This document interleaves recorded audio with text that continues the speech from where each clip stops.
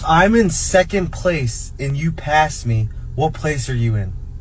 First. First place. Yes. I'm in second place and you pass me. Well, how would you be in first place? Because I passed you. I passed you, so I'm in first. I'm in second place, though. Congratulations. Now I'm in first because I passed you. I passed you. Are we running? Are we driving? It doesn't matter. I passed you. I'm in first.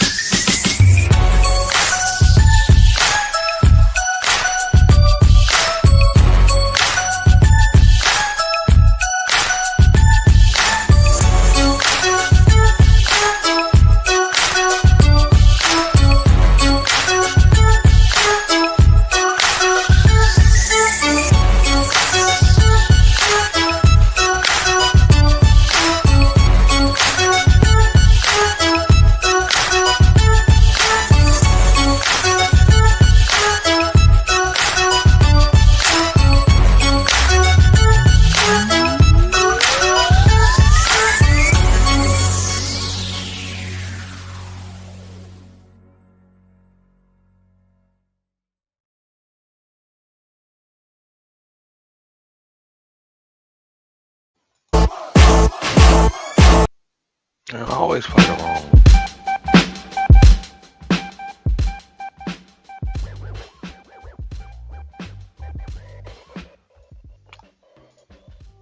Man, good morning, fam. What's good, everybody? Y'all forgive me if the mic ain't totally micing. I'm moving around the house, checking out Squawk in the morning, making my coffee, and this is Ant's Morning Rant. We are simulcasting at both the home of the official YT Purge, as well as Auntie's The Boiler Room. If you checked out our show last night, definitely a good one. And shout out to Big Brenda Clark with the shit for coming up here and helping us recap or review the review of the movie Tempting Fate. You know what I'm saying? Lifetime movie. Wild. Check out MANOSPHERE Highlights Daily. The original review that we reviewed is on MANOSPHERE Highlights Daily channel. Definitely a wild ass scenario when it comes to that. Also, before we get started, I want to remind everybody, make sure you guys like the stream, share the stream, support the stream through Cash App, Super Chat, Super thanks if you're going to be catching a replay. We ain't going to be up here all morning. Not sure if we're going to be able to open up an entire panel. Let me give a shout out to everybody. So again, Big Brenda Clark with the shit was up here first thing in the morning. Says she's showing support. We appreciate that. Because where would I be, man? Where would I be without y'all? Shout out to Deacon Dave in the building. Shout out to Raining Woman. She said, greetings, Auntie, and everyone. Say it ain't so. Is the black manosphere hanging on by a thread? Nah, I don't think so. Like roaches, it doesn't die out. I don't know. That's a good question, Deacon Dave. I've actually been trying to get in touch with BLK. No, I haven't seen BLK around. So we're gonna see, what happens. But I have tried to, reach out. I mean, everybody has the same way to reach out to BLK that I do, by Cash App and and email.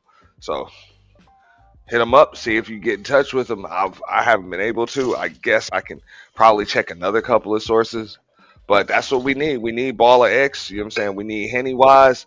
I know Henny is still around. She's just kind of into some stuff, but we'll get into that in a moment. Now, if you remember Rain and Woman, that's what they were saying in what was it, that Halloween remake movie. They like, yo, evil never dies, or evil dies tonight, or some shit like that. But if you remember, that's why they call Michael Myers the Shape, because evil doesn't die. It merely changes shape.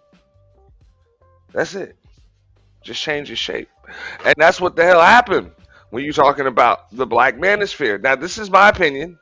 I'm pretty sure people will come at me. I don't even care. Because we're gonna talk about all of that shit too. The way a lot of shit going down. But this shit changed shape. It changed shape. And I get it. A lot of the OGs and the folks that you grew up with, you know what I'm saying? It's almost like television. If you guys are old enough to remember, I can remember television in the 80s. Then I can remember television in the 90s. You know? Like, you know, TGIF and late night television. And you notice, like, every 8 to 10 years or so, shit changes, right? Shit just changes. It's a little different, you know?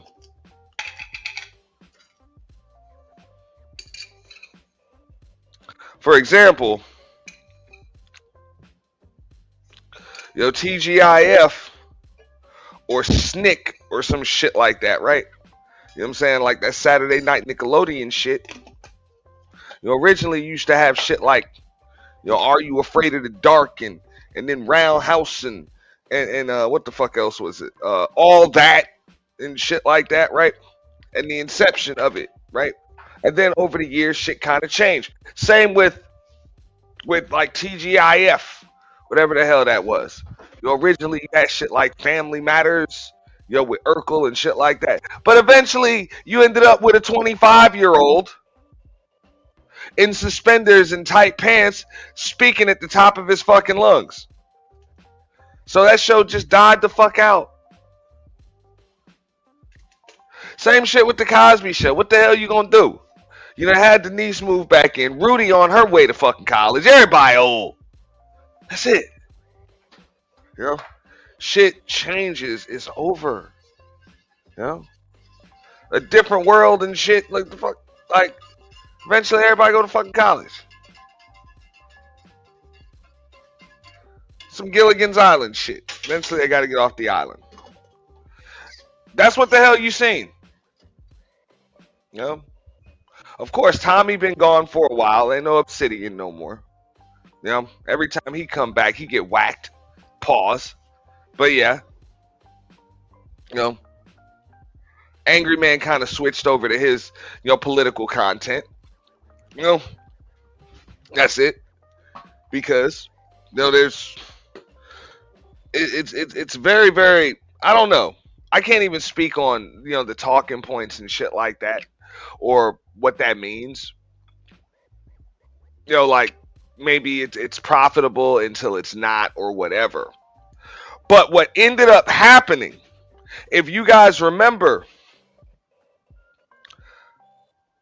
I can remember about the time when I came into the space was just starting to kind of reform in the image of Kevin Samuels. Like, and I had already been in the space observing from the cloud, so I understood like what it was, but I saw that the space as far as interactions were concerned and the sphere itself was beginning to reform. You know, in the image of Kevin Samuels as far as like, you know, C19 was concerned. You feel me? So you saw more folks coming on camera. Yo, you saw more people coming up doing content creation regarding black women. You saw people regurgitating KS talking points. You know what I'm saying? That's when a lot of the dating coaches really started merging on in the space. Not to say that there were no dating coaches and PUAs, because I know there were, but that's my point. You kind of saw more of the sectors merging because you saw more dating coaches and shit like that on camera. And with Kevin being on camera and shit and kind of talking about a lot of similar shit, as far as quote unquote the nature of women and shit like that, it just kind of merged in folks' algorithm. And the reason why it so easily merged into folks' algorithm is because Kevin had gone fucking viral. Like literally had gone viral. So what happened was all of those original topics that were gaining traction in that algorithm, unless you were putting those topics in your title, your ass was shadow banned. That's what it was. You wasn't coming up. Let me see. As soon as I stop moving, I'm going to switch mics and we're going to get on the good one. I'm on the wireless right now, so y'all don't mind me. But yeah, that's what happened. Now, what you see is you see another shift. All right, we just switched. So we should be good. That'll probably be a little cool. All right. So what you see is you see a shift. You saw a shift. You saw a shift and an influx of motherfuckers coming in. People finding the space. People coming in that have found this space through just Facebook shares. People that have found this space through World Star. Not necessarily people that have been engaging in your conversations before.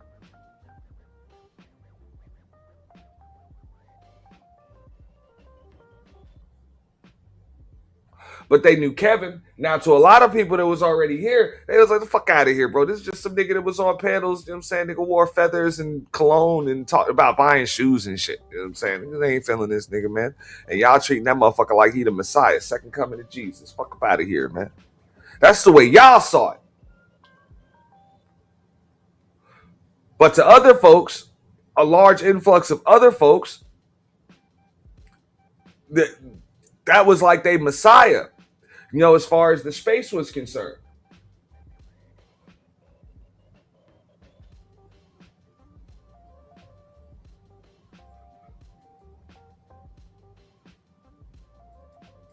Because I can remember when I came in. Now, I ain't never been one to be starstruck or no shit like that.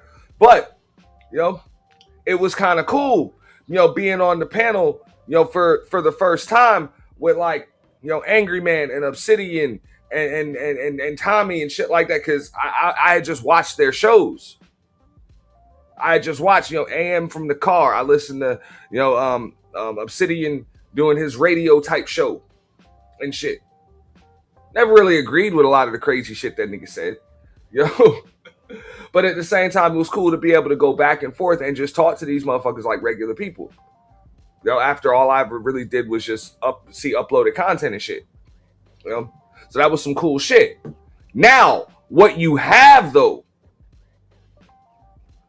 what you have, the difference between that and now,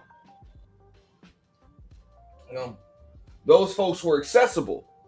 You got up with them, you got up with them, you have a popping stream, whatever, you know what I'm saying? They would come anywhere. They would come anywhere. They was liable to pull up anywhere. The difference is now you got a lot of folks that their first introduction into this motherfucker was Anton fucking Daniels. Lapeef Network.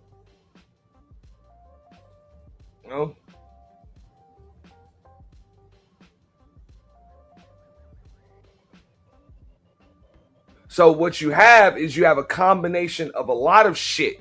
You have, and trust me, I'm going to land. It might take a while, but this is Ants Morning Rant, so we just going to do it like that. What you have is you have an influx. You still have some of the remnants of the original Black Manosphere, where it's like, okay, we're going to talk about that black female fuckery. You know what I'm saying? That shit pay the bills. So we're going to talk about that shit. Cool. Then you also got, you know what I'm saying, the cammed up, dolled up, candle in the back, pendulum swinging, pause, fucking Kevin Samuels shit. combined with the watered down, Lapeef panels,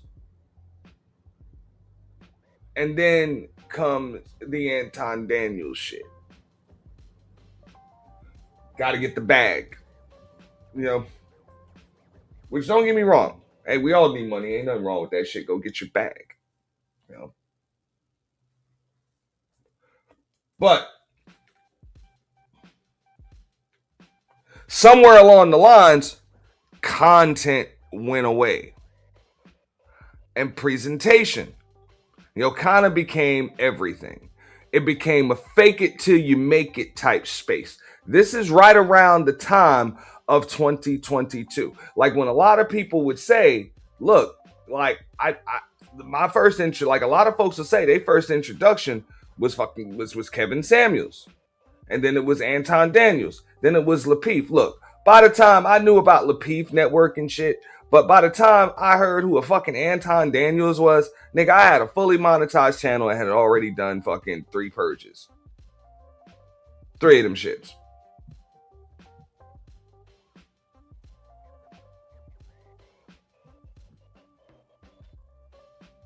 Well, shout out to Sheep Stay Sleep. And he might even be able to talk a little bit more about this too. But that's what it was. But these people, this was their first introduction. Shout out to Sheep Stay Sleep with the $5 holla. Says salute, bro. You know what I'm saying? Appreciate that. But let me get to this. You have an entirely new group of folks that have sacrificed, content, growing a channel, and even the black female fuckery topics, because you need some cammed up arm candy, eye candy on your panels for views. Got to be able to get them chicks that work, or you just need a Mika, on the panel, some shit like that. That's what it was. It went full co-ed. Not to say that that's necessarily a bad thing. Evolution is evolution. But, like I said, people actually,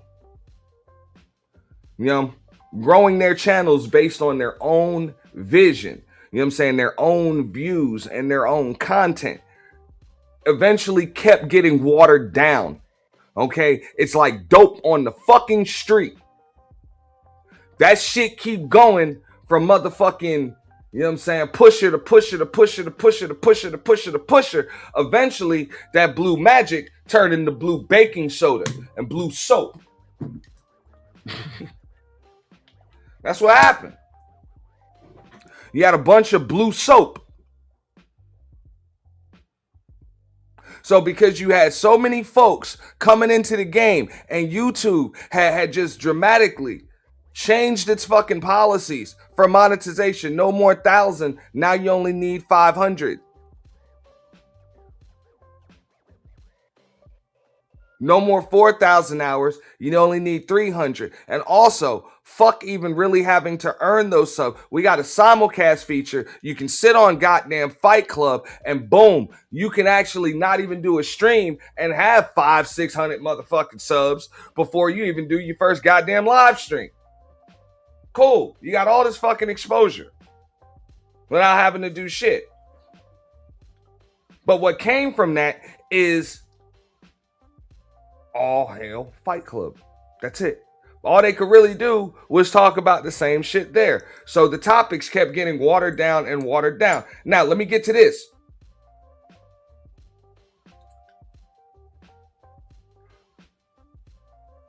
Because the space was worshipped by Anton Daniels based on money and all of that other shit. Based on money and views and subscriber supremacy. Because remember, they also made us. They didn't even let us. They made us unlock our sub counts. So subscriber supremacy became some real shit. It just became about numbers, views, viewers, everything. And because there is no Kevin Samuels, now Anton Daniels is your YouTube celebrity.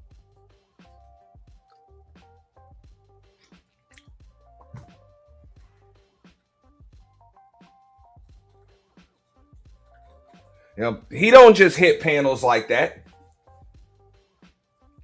He didn't hit panels like, Angry Man did, and like Obsidian did, and like Tommy did, and shit. That motherfucker just sit up on his shit. So what ends up happening is he is the premise of the fucking content.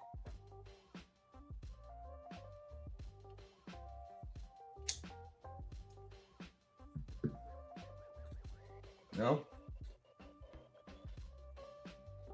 So because you don't have your own content pushing the algorithm, because you can say whatever you want about the black female fuckery. What up, Fantasy Island girl? You know what I'm saying? Sheila E. Big Stacks, Letitia McGee. Appreciate y'all. Young Riaz. Now, and I'm ranting. I'm all over the place. But y'all get me with this. Now, I know a lot of folks didn't like the whole black female fuckery thing. But at the end of that shit, at least those niggas, at least they drove their own algorithm. Because they kept it going, which means they kept a whole lot of shit in-house. Now,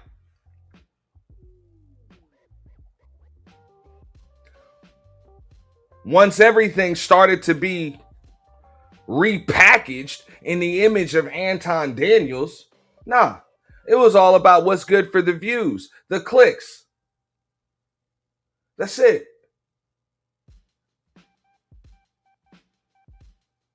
No real content, no original views, no actual content creators were able to create content that allowed them to stand out and really drive the algorithm. So what ends up happening is all roads lead back to Anton. So when Anton does something like goes viral by ending up on Corey Holcomb's show, I don't even know how the fuck y'all allow this shit, right here.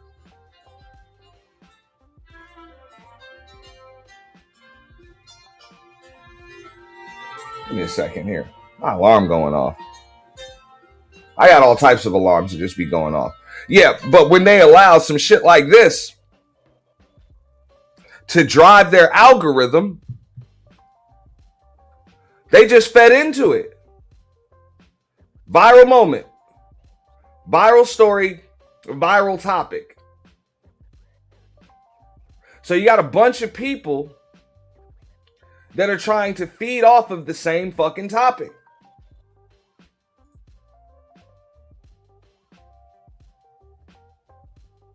And what ends up happening? The motherfuckers with the most subs that actually know how to work that algorithm, that are using that topic, that same exact topic you're doing, they drown you out of your own shit. That's why you have motherfuckers that aren't even in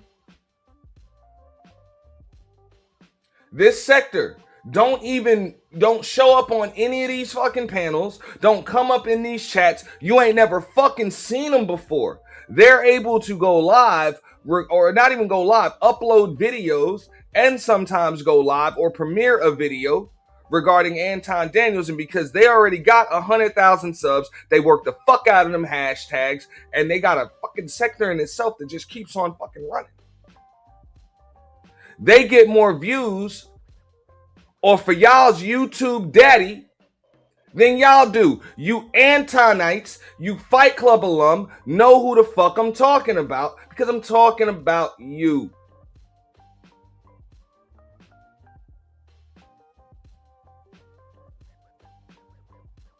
You had no chance.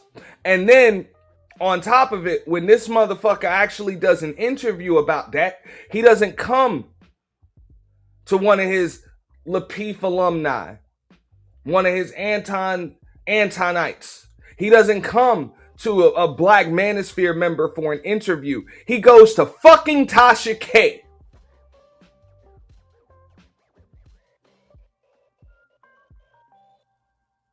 Dundada. It's over. It's over.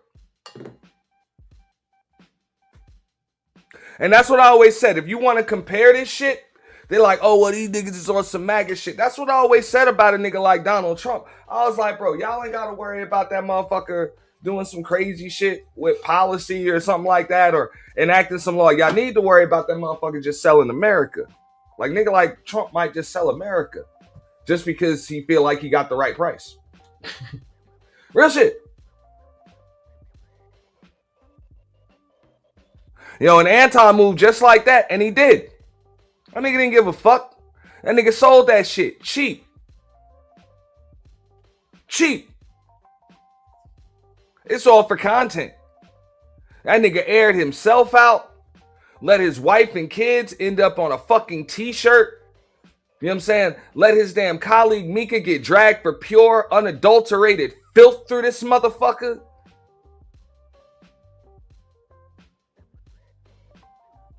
Just to go on Tasha K and show everybody he can speak a little Mandarin and sip some wine. All for a glass of wine and some Pistons tickets. And when he became a viral topic, that motherfucker pussied up so bad that he went back to doing clean content. So he ain't even working the viral algorithm that was created for him right now or created through him. He letting y'all work it.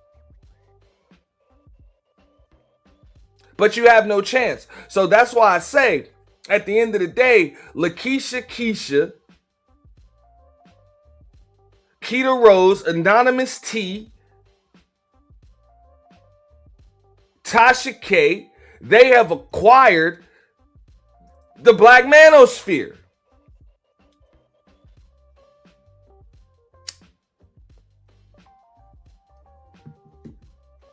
And they did it for cheap too,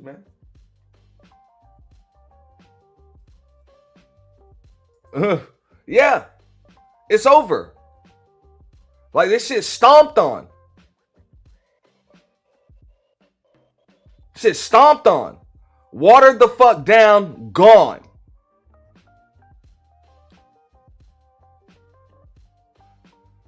Now, what you see here, because people like, nah, this shit popping, fuck out of here. You know what I'm saying? Those of us that have been around for a minute, those of us that have been around longer than even me, understand how this shit works. Yeah, that well is dry. You absolutely right, Fantasy. That shit is fucking bone fucking dry. All you got right now is motherfuckers scraping the inside of the bottle. Like they scraping the inside of a fucking peanut butter jar. You know, with a knife. Trying to get all that caked up soot around the edges and shit. Trying to make one last sandwich. That's it. The topics are dead. The creativity's gone. Okay? You done ran them into the fucking ground. You know? Because everything was predicated on panel channels. There's nothing left to talk about but each other. You've already fucking done that. So now files have to get opened up. And then after files get opened up, motherfuckers got to start lying.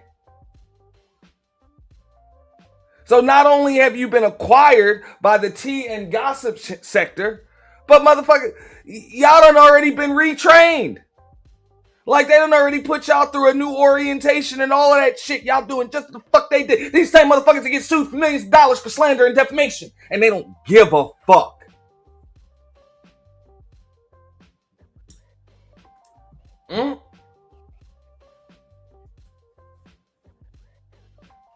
That's what I'm saying. You got folks you don't even know who the fuck they are. Real shit. Y'all was on them panels. The Fight Club, you know what I'm saying? The After Hours, you know what I'm saying? Anton, what was it, a Monday show or a Wednesday show, whatever. You know? Lapeef Network and shit like that. You got motherfuckers you ain't never even seen before doing commentary on your shit. I just saw the House of Hypocrites dude, you know what I'm saying, find a clip of the Six to Goddess shit when Anton got checked. What up, Oz? from fucking 2 years ago. That nigga just fucking played that shit and reacted to it like the shit was brand new.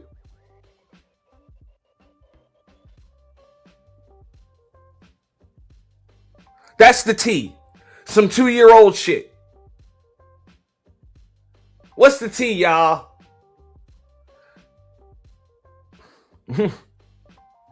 What up, lurker? My God. My God.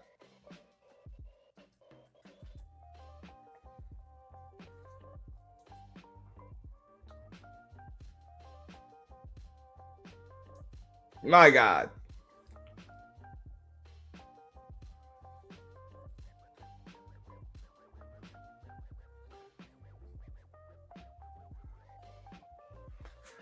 So I get it. You got a lot of folks, hanging on for dear life.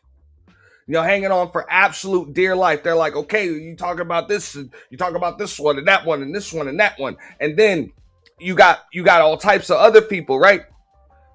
Because this was actually, okay, you might have been able to make this shit work, right? But people actually give a fuck what folks think. Which is one of the reasons why I won't. People like, oh, well, I was talking about Anton and I was getting pushback for it. Yeah, that was the purpose. That was the fucking purpose. You're supposed to pop your shit and niggas fill up that goddamn comment thread. They agree with you. They disagree with you. Whatever.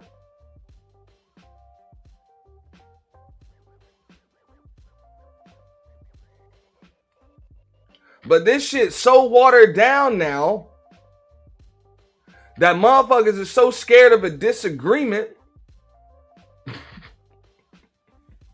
You know what I'm saying? That they're like, fuck that. Why go at Anton when I can just go at the motherfucker that's going at Anton? Fuck it. And like I said, now you got stomped on cut. It's all gravy. It's all good. It'll just cause you to fucking lose customers and likely get your head busted the fuck open in these goddamn streets. But you made a couple dollars because you sold the nigga a fucking bag of soap for, you know what I'm saying, for $40. you think you came up, but you can't show your face in the street. So now what you got is you got real pushers that are requiring your customers. That's it. That's all. It's done. It's over.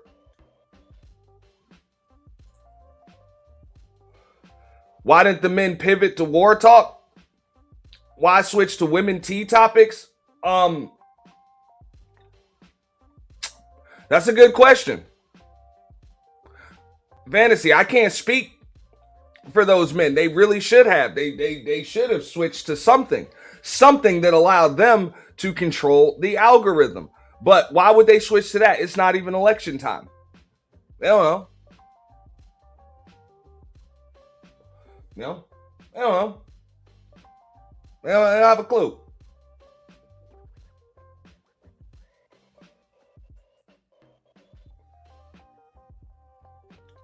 Some dudes did. And they was able to, catch a little buzz, catch a wave and shit. But for the most part, people don't know, what to do, which is fine. People have a right to talk about whatever it is that they want to talk about, on their own channels. But the problem is your algorithm is no longer your algorithm. So it's bland and it's stale as the black female fuckery, content was concerned. At least them niggas controlled it. Shout out to Club Fortune in the building. What up, fam?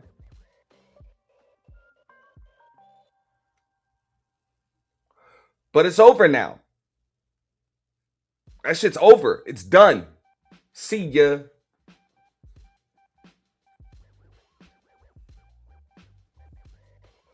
Now, nobody's going to admit it, but you ask them. The same topics that you talk about every day, which is mainly just Anton Daniels or some variation of the subject. Anton Daniels, Mika, Rita, whatever. each other. It all stems from that.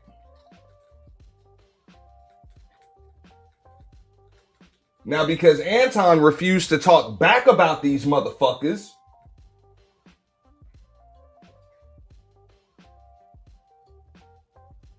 that's it. How do you keep it going? You know, you ask them, hey, who's the biggest creators talking about this shit? They like, Lakeisha. Like, who the fuck is this?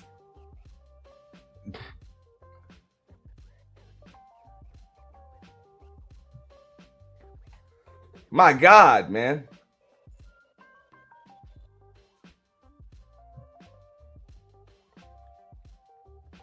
So when I say that shit, I mean that shit, man. This shit gone. It's been acquired. I wouldn't even say it's been sold. This is some merger acquisition shit, and that entire space has been acquired.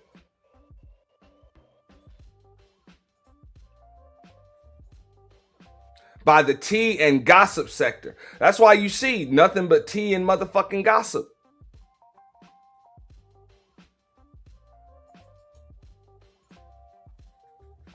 Now, don't get me wrong. It was always some fucking dirt, some tea, some gossip, some fucking just some messy shit that niggas could talk about in these spaces. It was always some. But niggas used to always go back to the same shit.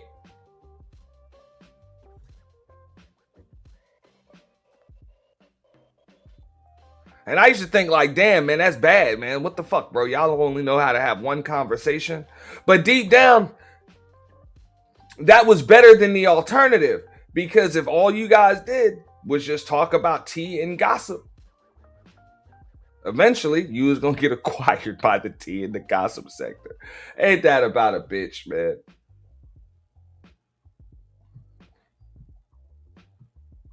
You know?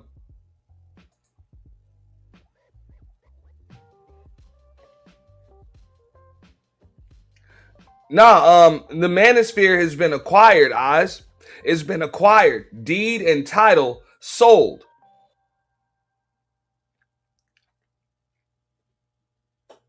For the low. For a glass of wine, a set of Pistons tickets, and a pair of fucking Versace frames. Done dada.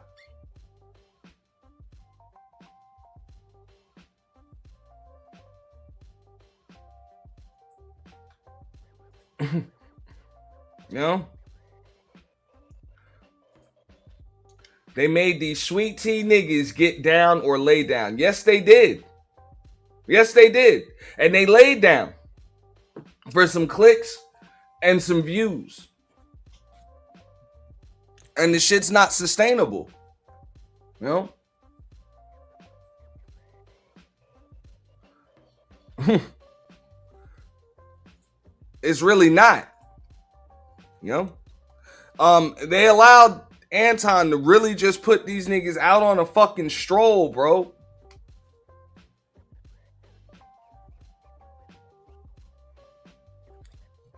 They'll trend him, and then he just dipped.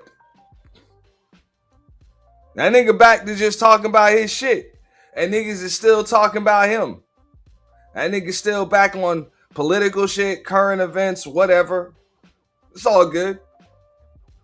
At the end of the day, like that song bitch or not, he's smart enough not to predicate his fucking channel and brand on that bullshit. He understands. Y'all talk about him. He just gonna do him.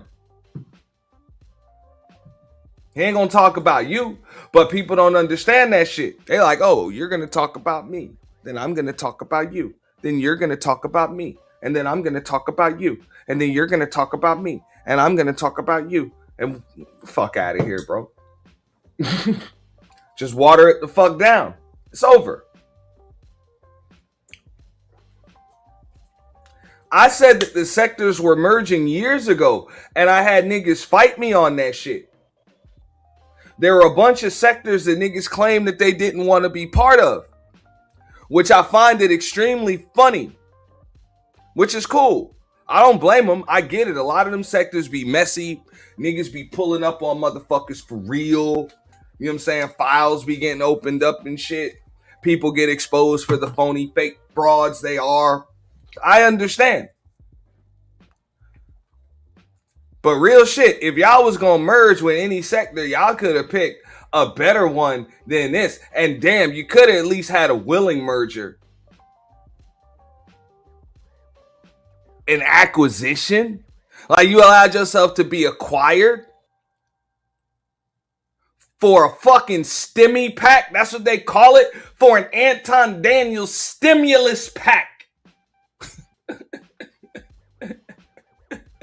That's what they called it.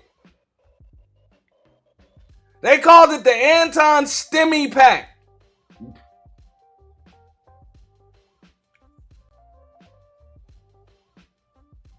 Just gave it away, yo.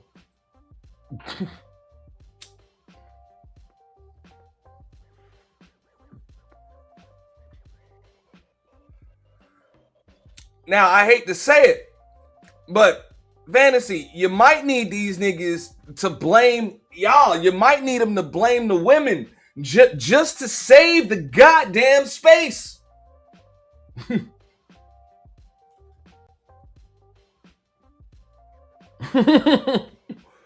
Like, for real. Just to be able to make it so y'all is like you actually control your algorithm again. It's fucked up. Because right now you don't.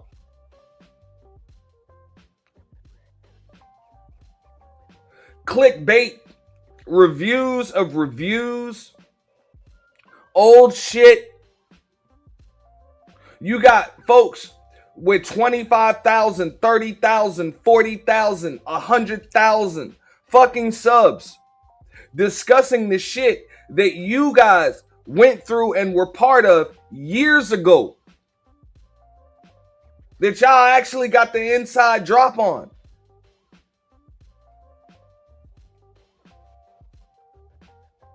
Using that shit to drive an entire algorithm today.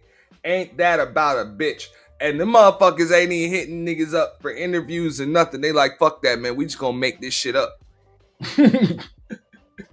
We just gonna make that shit up. Ain't none of that. Yo, man, well, okay, what's your channel about? You know what I'm saying? What you talk about? What type of content you got? Oh, okay, I see it. You got a balanced perspective. Or you lean this way. Those are your views on shit. Ain't none of that, man. So it's over. Niggas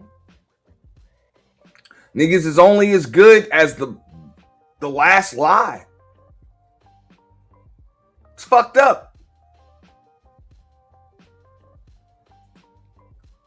Yeah.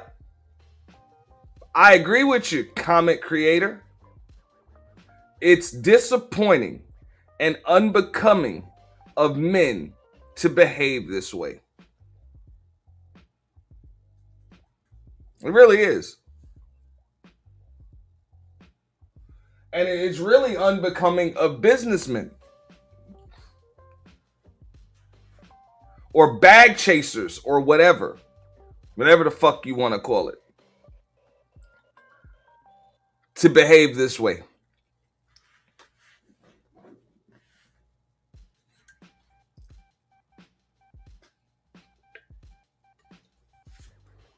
But that's what happens. That's why you saw like 15 fucking fallouts last week alone. Niggas done ran out of shit to talk about. So it ain't shit left but each other.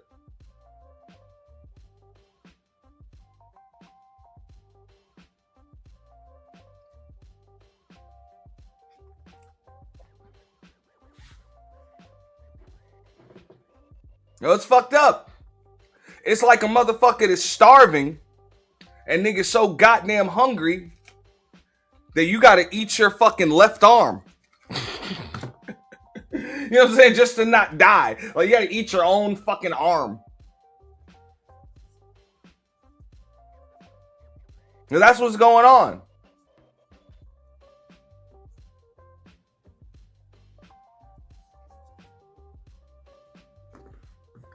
And again, I got argued with when it came to that shit. I'm like, bro, when all else failed, you could have just went back to content. I get it. It might have been a dip. It might you might have lost a little bit, but don't worry.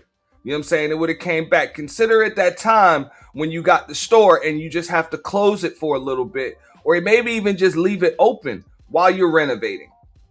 It happens like that. It's business.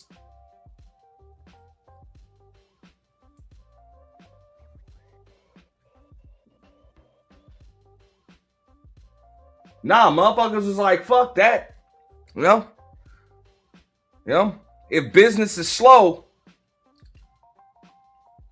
we're just going to start letting people come in and piss on the floor and charge them for that.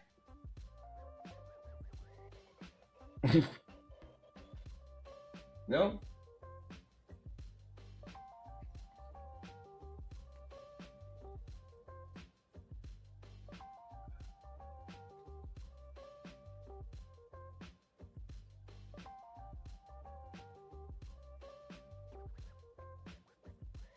I was watching the stream last night or this morning, and one of the things that I noticed, and I hate to say it, but the little midget man was right. He's right. All that shit by Anton Daniels every fucking day, streams and shit every day. That little motherfucker did that shit years ago. That's how that motherfucker grew like the first, I don't know, what was it? 8, 9 fucking channels that he grew and lost.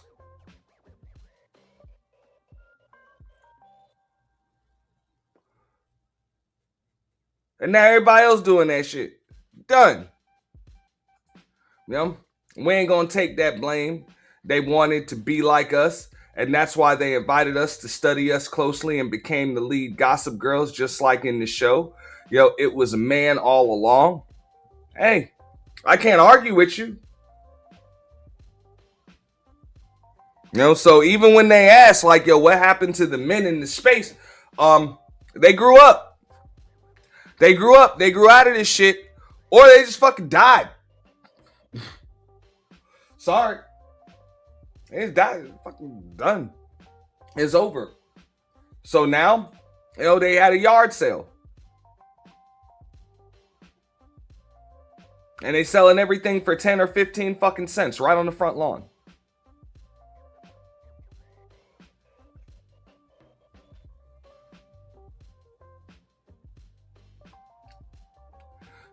So enjoy the algorithm. Oh, let me get a look at my schedule. All right. I got time. Yeah. What's the point of all this? I'm just calling a spade, Smitty. That's it.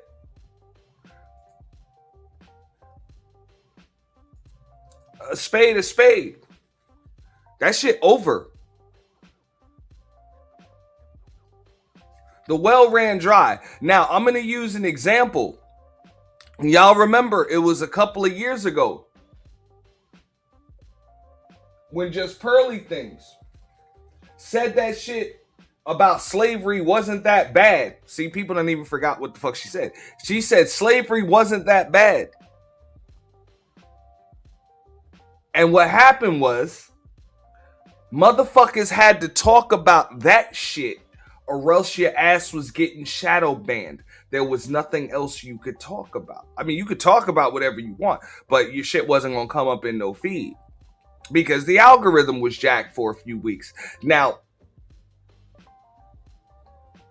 the tea and gossip sector wasn't going to let that bitch be the star of no show.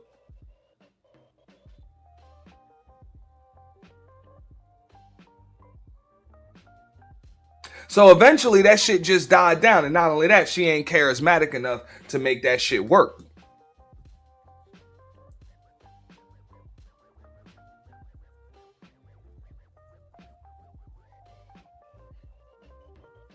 And I'll be 100 with you. If you want to correlate it to what the fuck you seeing going on with Anton Daniels, he's not either.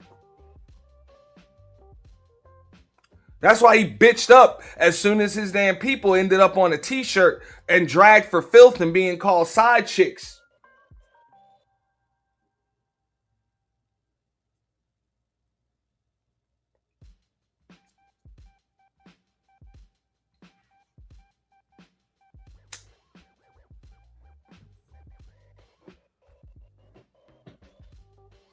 You know?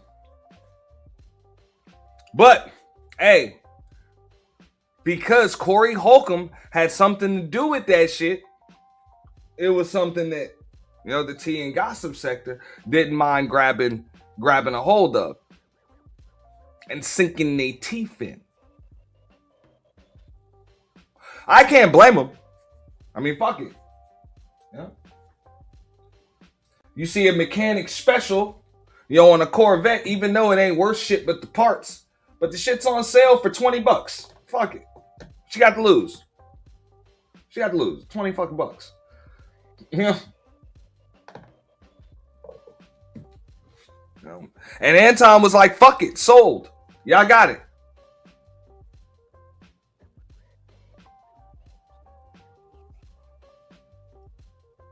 Sold from the man with the exceptional beard.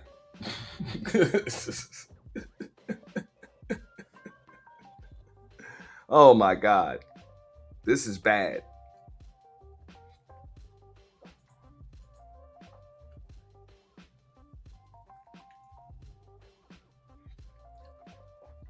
You know?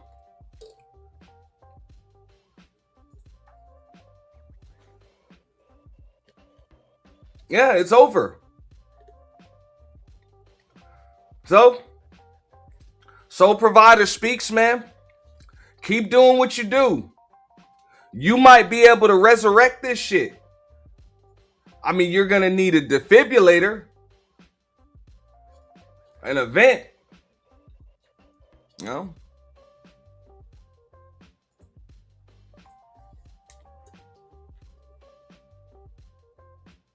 Because this shit is beyond comatose. This shit dead, sold, scrapped for parts. It is over.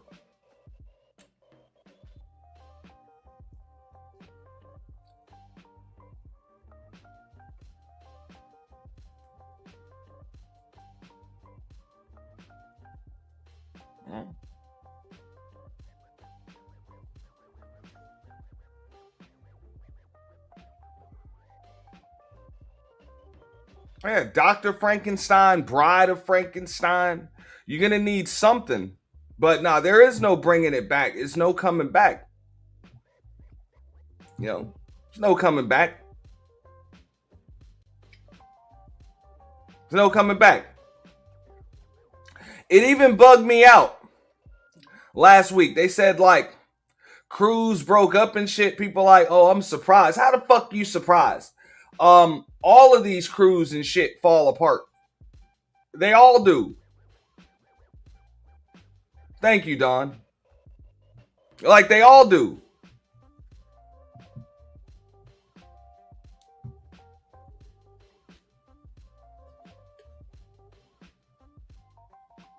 I had to ask somebody that shit in the chat the other day.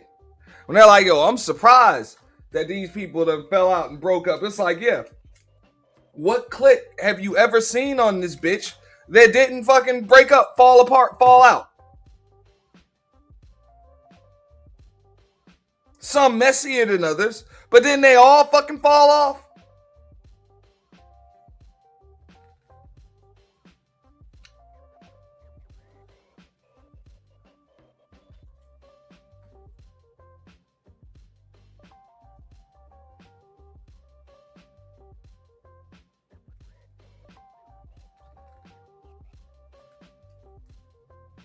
Like I said, it's a shame.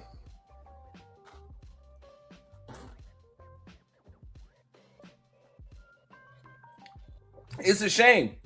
But I challenge everybody to this, right? See what happens 2 weeks from now. See what they talking about 2 weeks from now. You gonna see a bunch of motherfuckers, that fell out with each other, back cool again.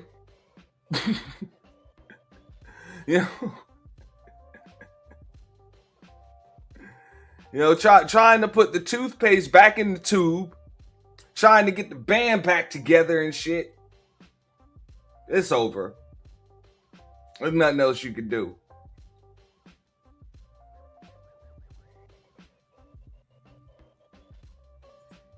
It's deja vu at this point. This always happens when money is at the root of all evil.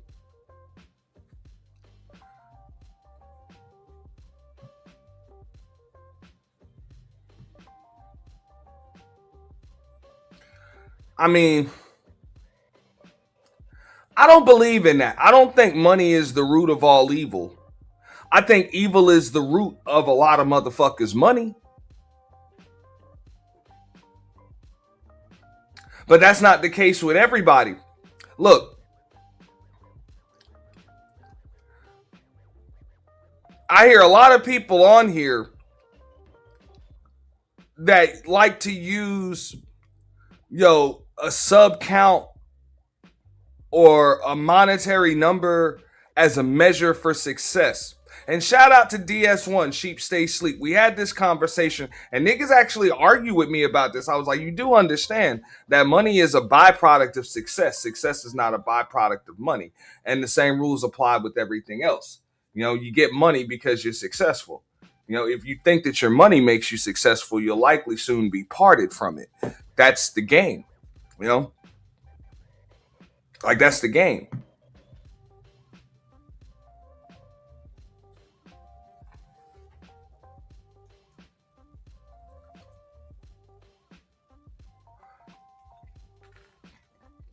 Which was supposed to be the premise of a lot of this shit, man.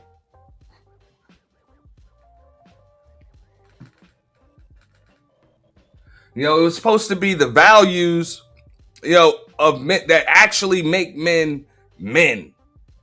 And when motherfuckers talked about that shit, eventually, they grew huge platforms. Like them or not, agree with them or not, they grew huge fucking platforms. And money came. But then you had motherfuckers that got extremely drunk off the money that they got, and they thought that that's what made them that. They were like, okay, life is different now because I got money. No, you got money because life is different now. Focus on the differences in your life and the money will keep coming. But because you focusing on the money, it's almost like trying to catch spilling water in both of your hands. You can't do it. I even heard the other day, or it was yesterday or something.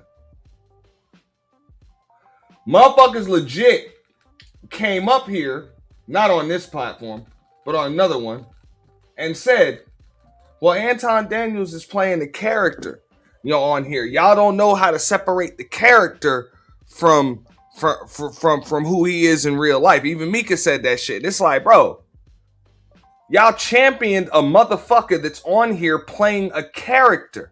You just said that the son of a bitch is playing a character, which means he is not real. Nothing that you see is real because nobody knows that man in real life. With the exception of his wife, his kid, and people he might have grew up with, and family members and shit. But don't nobody know that motherfucker. All you know is what you see. So, if you're gonna What's up with you? make this shit in his image, give me 1 second. If you're gonna repackage this shit in his image, you're like that's it. That means all you motherfuckers is willing to play a character just to make a couple of dollars. And that's what it is. This is the fake it till you make it space. Which is why you've been acquired by the gossip and tea sector. What up, Smitty? You got it. Nah, shout out to you, bro. One, I like this topic, bro. You really hitting on some cylinders with this one right here, bro. So, like, yeah, I like topics like this, bro. Now, I wanted to say that's why me personally, it's something that you said stuck out to me when you was like, I think you and somebody in the chat was saying how the groups all break up and how it's always a fallout and stuff. And I just learned, like, I don't know, man. I'd rather come like I'm doing now, like come hang out with you, chill. But I do my own thing. I'm not obligated to nothing. I'm not on no back discords with a whole bunch of people being messy, and that's just how much of rumors get started and everything else. So like, it's the reason why I kind of take my approach a little bit subtle to this because I started picking up and seeing everything you talking about 2 years ago. I've been here about 4 years now. I say about my second year in, I was like, yo, this is full of shit. Y'all are just full of shit, though. So You yeah, ain't wrong. yeah, man. I picked it up early, bro. I started everything you talking about. I seen it early. It's just, I guess it's really hitting the fan and people are talking about it more now. But man, I saw this like in 2023, 2024. Yeah, Well, I mean, a lot of times, I mean, I get maybe it's not necessarily a bad thing. Sometimes things have to be demoed, taken the fuck down, blown the fuck up, or you know what I'm saying. I mean, so sometimes this shit just has to go away in order to build something new, better, and solid in its place. So right. maybe it's not necessarily a bad thing. So, yeah, Yeah. question. That's what they. Oh, give me a second. Yeah, My bad. what's the T, y'all? That's what it is, man.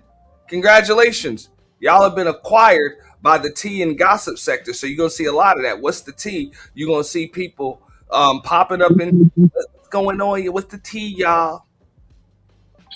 So I now, got all the tea.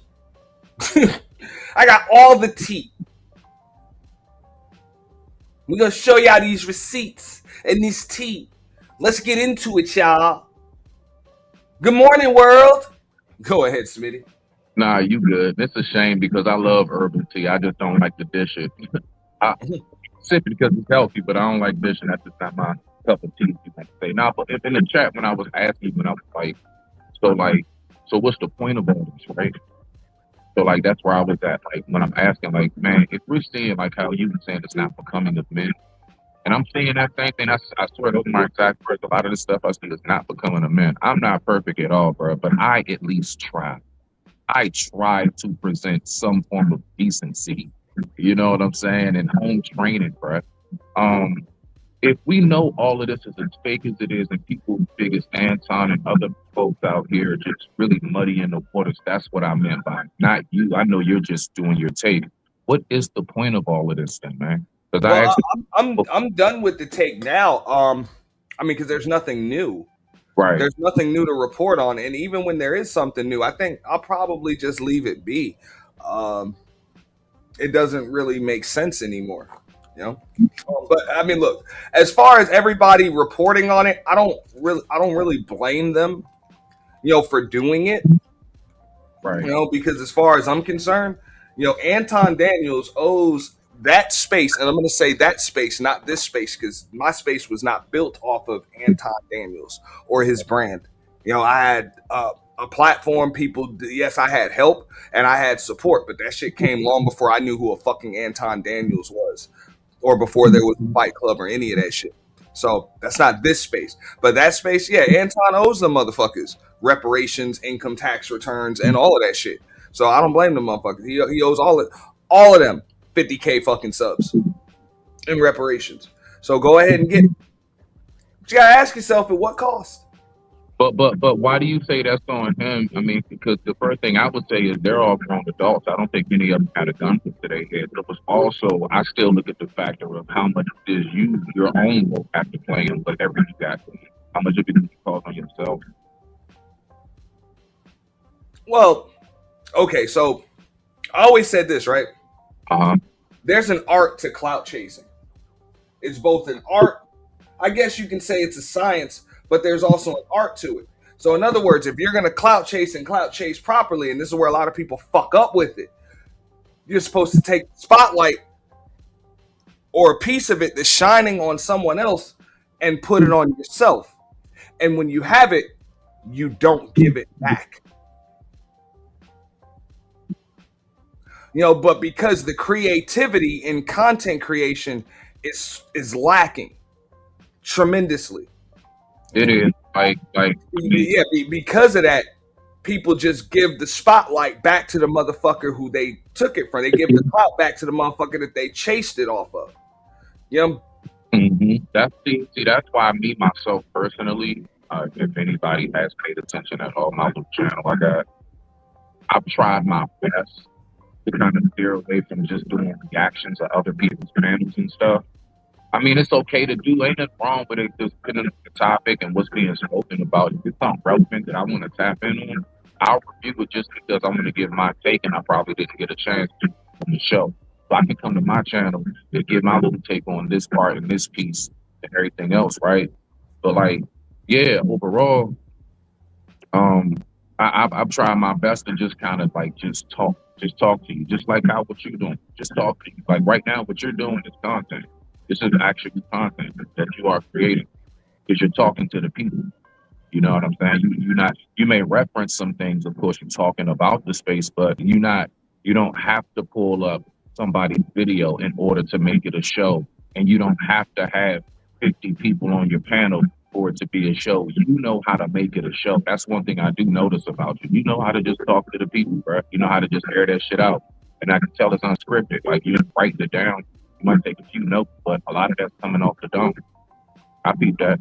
No, it's all coming off. Don't get me wrong. I was going to do this yesterday, and I got a little bit busy at work, so I even had to change up the thumbnail. It was supposed to be yesterday's afternoon rant, and then I had an evening stream that I really wanted to do. By the way, y'all check out that Manosphere Highlights Daily review of that Tempting Fate movie. That was some wild shit. I don't know. Y'all can even check out the replay. Myself, Big Brenda Clark with the shits reviewed it yesterday. That was a Storytime Tuesday. That was definitely deep. That was a review of a review. I ain't gonna lie. But the reason why I did it was because, for the most part, the work had been done for me. I didn't have to do much editing. It was edited properly as far as not having to worry about a copyright infringement or anything like that. And it was, what I'm saying, just some questions that I thought were posed, in there that were good for the space. I'm talking about when you're talking about clout wise and how you that's really all that happens. Like even if you don't like the person, you're still giving them clout. You putting their name out there, you're keeping them in the algorithm and everything. But I'm talking about, because I've done the same thing. I'll take maybe a human anatomy video or something. I'll do a little take, show a piece of the video, come back, give out a little take and everything. But what it is that I'm talking about, people just literally sit there and just play an entire live, bro. This person's live just got done 4 hours ago. You playing a whole 4 hours. I'm watching this person's live all over again. I'm watching your show because I wanted to see something, I guess, different. That's me. I'm not with the DMP conversation 24/7. I think that's oversaturated. I'm glad folks are slowly starting to steer away from that. I'm noticing that a little bit more in this space. I appreciate y'all. And look, I'm the first one to say it. I see a lot of talent, in these spaces, more than I even believe that I possess. What up, Eva Evans? I don't say that, what I'm saying? I know a lot of people will take offense to shit. And I said, this is one of the reasons I usually give a state of the space address after the purge. I didn't have one. I didn't know what the fuck to say about the space this time. I really didn't. So I wasn't going to speak on some shit. I couldn't engage it. But I talk this shit because not because I don't think people can do better. I think it's because I think they can. I think people can do better, but they just choose not to. What you want to talk about on your channel is what you want to talk about. That's why it's your channel. Broadcast yourself. This is fucking YouTube. So whatever your views are on some shit, what I'm saying? If you want to talk about, somebody was mentioning talking about the war, You know what I'm saying? People were talking, you know what I'm saying, talk about politics. You want to talk about fucking relationships. You want to talk about dating. You want to talk about the state of men. You want to talk about the state of women. You know, you want to talk about, parenting, true crime, whatever the fuck it is you do, go ahead and do that. Ain't nobody, nobody really got a right to tell you that you're wrong. But at some point, it's got to be some kind of creativity, involved with that. And it doesn't mean that you got to reinvent the wheel. Like, okay, I got the first wheel with 4 corners on it. No, you don't have to do that. But like something, it's got to be something. So even if that means I got to come up here and purposely just freestyle this shit, no bullets, no nothing, just off the top of the dome. Even if it means I got to come up in 3 days from now or 2 days from now or tomorrow and contradict my motherfucking self. That's the fuck I'm gonna do. And what I'm looking at more than anything is, I see it's not a. So for me, I would say my only pet peeve, if I would really say, is for the most part like the whole gender war part and spalding. I would say that's over. I wouldn't even sweat that shit no more. That shit over. Yeah, I know. That shit over, dog. No, man, but people still know folks real deal are trying their best to resuscitate it though. They are hitting it with a defibrillator. They trying to pump life back into it. I'm just saying, as far as like, that was the number one thing that was irritating my soul. Like, we're not getting nowhere. The reason why I felt like the conversations was a big circle jerk is because as long as you keep on pointing fingers, bro, nobody's going to take time to look at themselves. Ain't nobody got to fix nothing. Just get up on panels and we look for who's up there to see if we can start bashing. Certain characters are going to give you a certain kind of energy. The ladies do and the fellas do. And we was feeding off that shit. I mean, it is what it is. I mean, living, you learn, whatever. My whole thing is I just hope my people get their shit together a little bit better. Because like I said before, it's a whole lot that folks can really offer this space, and we shouldn't be looked at as like the slums and the bottom of the barrel of YouTube. It shouldn't be. It's a lot, like you said, it's a lot of talent over here, bro. From music, creativity, intelligence, book writing. Yo, we got some dope ass people over here, bro. It's just that, people are too busy going at each other's neck and doing dumbass rumors and being kids about the shit. That's the main reason why, Smitty. I mean, y'all see me, I pop up, I come around, but if you notice, I stay out of shit. I stay out of shit because I value my peace too damn much. Y'all not going to disturb the little bit of peace I got in my life. I love you, but I just my mic is muted. That's all good. I got Soul Provider Speaks up here. Shout out to Soul Provider Speaks. What up? Yo, what up? Hope you can hear me. I'm in the office right now. Yeah, we can hear you. Too loud. But you had a good point. I think one of the things that people don't realize, even the new folks, is that people found that manosphere space because they were watching videos and uploads about what men were going through, not just with dating, but with life, mental, what was their mental like, what was their health like, what they were dealing with. Of course, you had gender wars and stuff, but I think most people that found, I would say, the big 3, Angry Man, O'Shea, Obsidian, Penguin, most of us found that space because that space was doing content on what Black men were going through. It wasn't about who's this person's side chick and what is the next tabloids on the next rapper, because that's what these new people are finding that space on. Oh, who's the new? Is that just me or did he go out? Nah, he went out. Okay. And that's why even back then people weren't taking that space seriously. But imagine how diluted that space is now. I mean, why would you even take that space even seriously now? That's why you have a lot of people like you or me who were in that, where we found that space, but we left because it's like, well, it's commercial now. It's just a bunch of McDonald's and Starbucks all over the place. I mean, we were there when we had KS interviewing, these OF chicks, Brittany Renners and all that stuff. And just watching it turn into, like I said, Starbucks, McDonald's, your TMZs, and like you said, Soul just hit it right on the head. Pretty much bullshit. So it's just crazy. Like, how things have shifted. But that's why I said maybe it's just money's the root of all evil, because maybe that's why that space is where they're at right now. Back then, you could watch like there were actually videos that could actually help people, and it didn't matter what their mic was or their quality or how entertaining that was. Sometimes the best video back then was just someone talking in the car and telling them what they went through. That was it. But That's what I remember. now, what these people are finding now, everyone.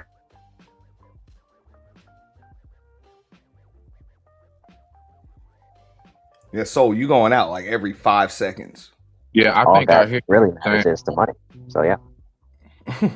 I hear what you're saying though. Hold on, real quick, Smitty, because I got E Black to hit the panel too. E Black, I know E Black about to cook. You got the floor, E Black. What's good, man? Salute. Man, I love a good morning rant. Get your blood going. You know what I mean? But man, yeah, man. I totally agree with you, man. I've been saying this for like my last couple of rants too.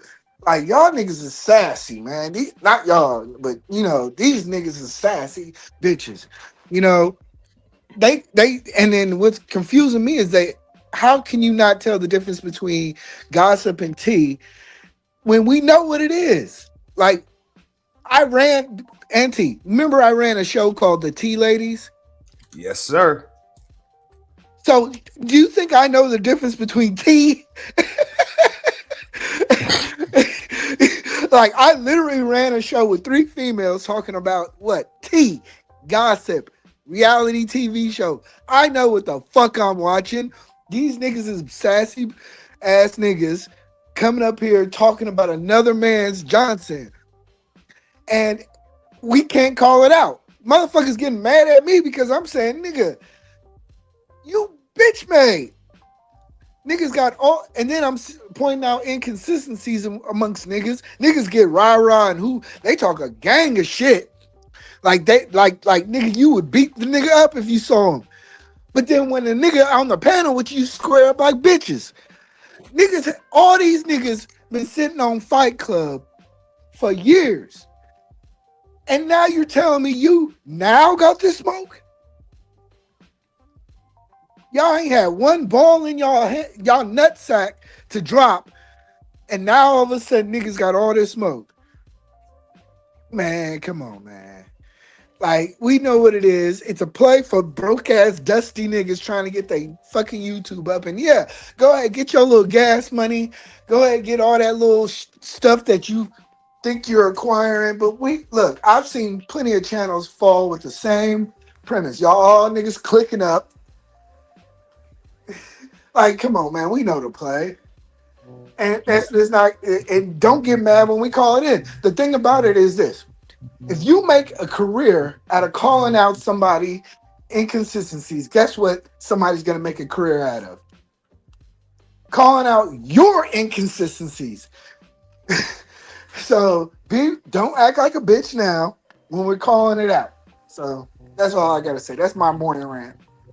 No, that's real. Hey, y'all want to add to that? I mean, I can't even. Yeah, I was going to say something else.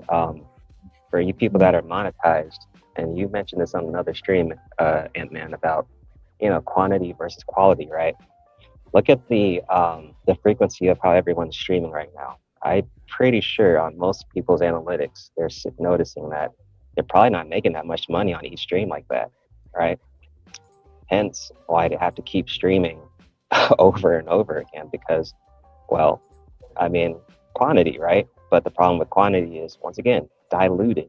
It's diluted, Back in the day, you could stream maybe once, 3 times a month and you're chilling. Or do a couple uploads and you're chilling. But now, everyone's going live every Monday to Sunday, constantly on the same topic. Tabloids, TMZ shit. How much are these people even making before they burn out? Like, I mean, you can't even tell who has the personality or not. But go ahead. I want to know this from you guys, E Black, especially considering what he just said. So my question is, then how do we know? Because this is what I do want to know. Because I do believe as content creators, it is a certain amount of we are the new.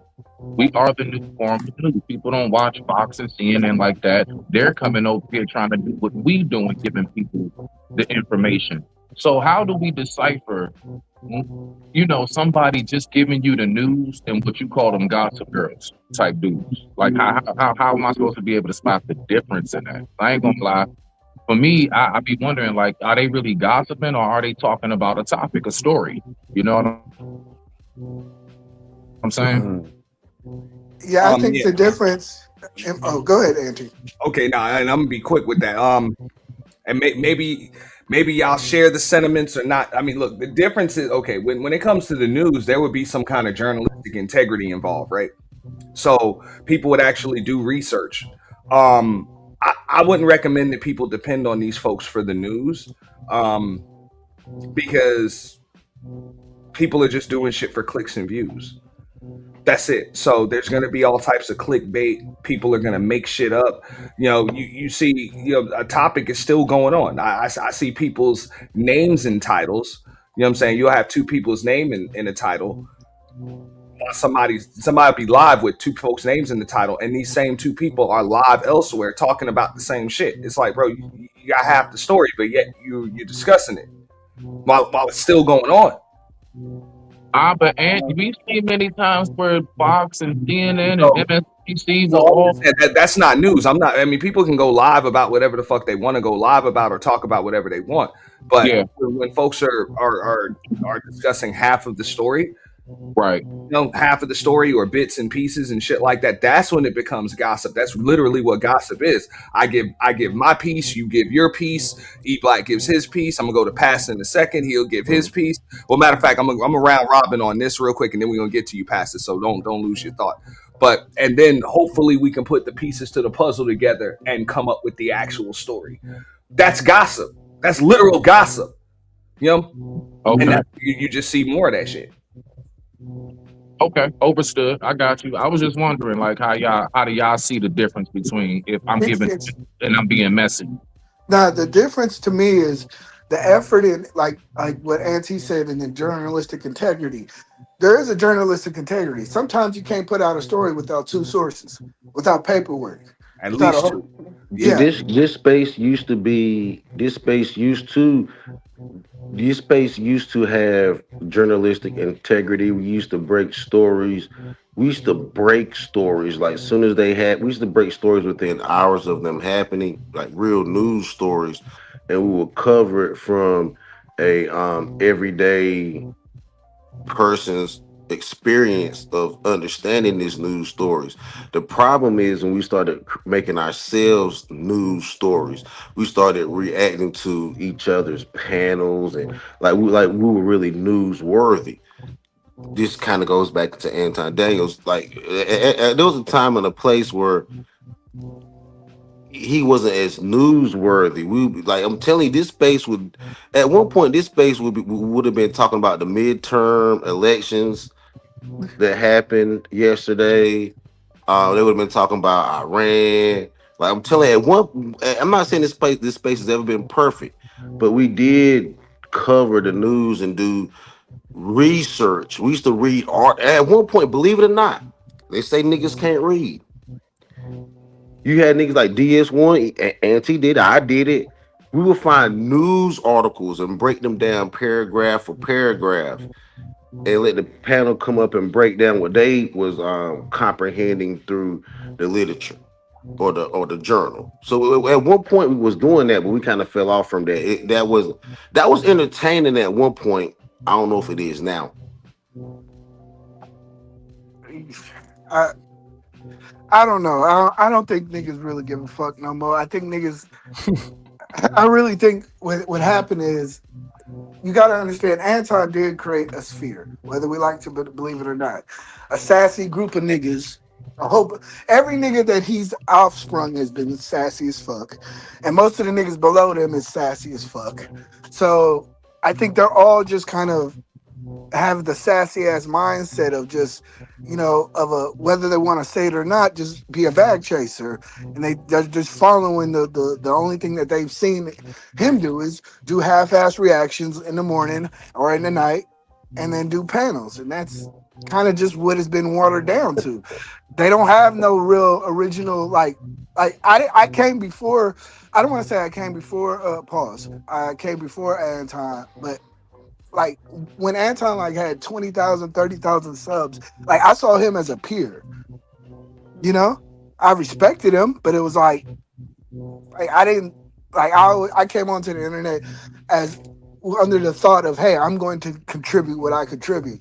A lot of these niggas don't see it like that. It's like that whole saying with rappers that, you know, when you come under somebody under others record label, what are they always going to be as high as the person that they talk on their record company, right? Yeah, It's but the same mentality. this space wasn't so consolidated at one Yeah, point. The consolidation of the intellectual properties of black people yeah, is insane to me because this space was never like that. You yeah, had this the black space has so many sectors and so much stuff going on back in like 2000. I mean, probably before then, but I know definitely in 2018 there was so much different intellectual properties and spaces and different thought processes that there's no way you could have consolidated under a brand of Anton Daniels. There's no way. And I do think that Kevin Samuels did consolidate a lot of black YouTube under one tent. He had, black people love to be fly. We love to talk about relationships. We love to talk about finances, and we love to talk about like he consolidated a lot of our interests under one tent. yeah, And I think that's what's happening with Anton Daniels. Like black people are way more multifaceted than the consolidation of Anton hot dog costume wearing Daniels. yeah. I Well, agree. here's the thing that's different though. When remember we were roasting KS though. That's the thing. You didn't big him up. Yeah. It was the new people that jumped through the portal when he got trending and viral that started to big him up. But the difference with Anton is you new people were bigging him up from the get go. And now some of these new guys are complaining about him, but you guys bigged him up. I mean, from the get go, from what I remember. I mean, when I was watching Lakeith and Fight Club early on, I mean, that's the difference. I think it's completely different. I mean, believe it or not, I don't think. Okay, so you can remember even with KS, I can't speak for when he was like on panels and stuff like that. I really didn't watch too many live streams. I found Kevin Samuels through Facebook, but I had already known other creators in the space, before Kevin Samuels. But when I got in here, that's when the Kevin Samuels wave kind of started. I think he might have been at like maybe 50 or 60,000 or some shit like that, and then he just blew up. People were giving him pushback, and then other folks were bigging him up. It was kind of like a 60-40 half thing, and I think that's a good thing. That was a good thing. You know what I'm saying? If you really trending in these fucking space, like if the balance is necessary. Yeah. And I think like what I'm seeing here, even with this Anton Daniels situation, is folks are scared of the balance and the pushback. It's like, okay, I'm going to Anton Daniels. Fuck, people shouldn't be going. I can't deal with people can't deal with the pushback for going at him. So they're like, okay, I got to switch it up now. And it's like, yo, No, they're not saying they're going to switch it up. They're mad at you for actually questioning you.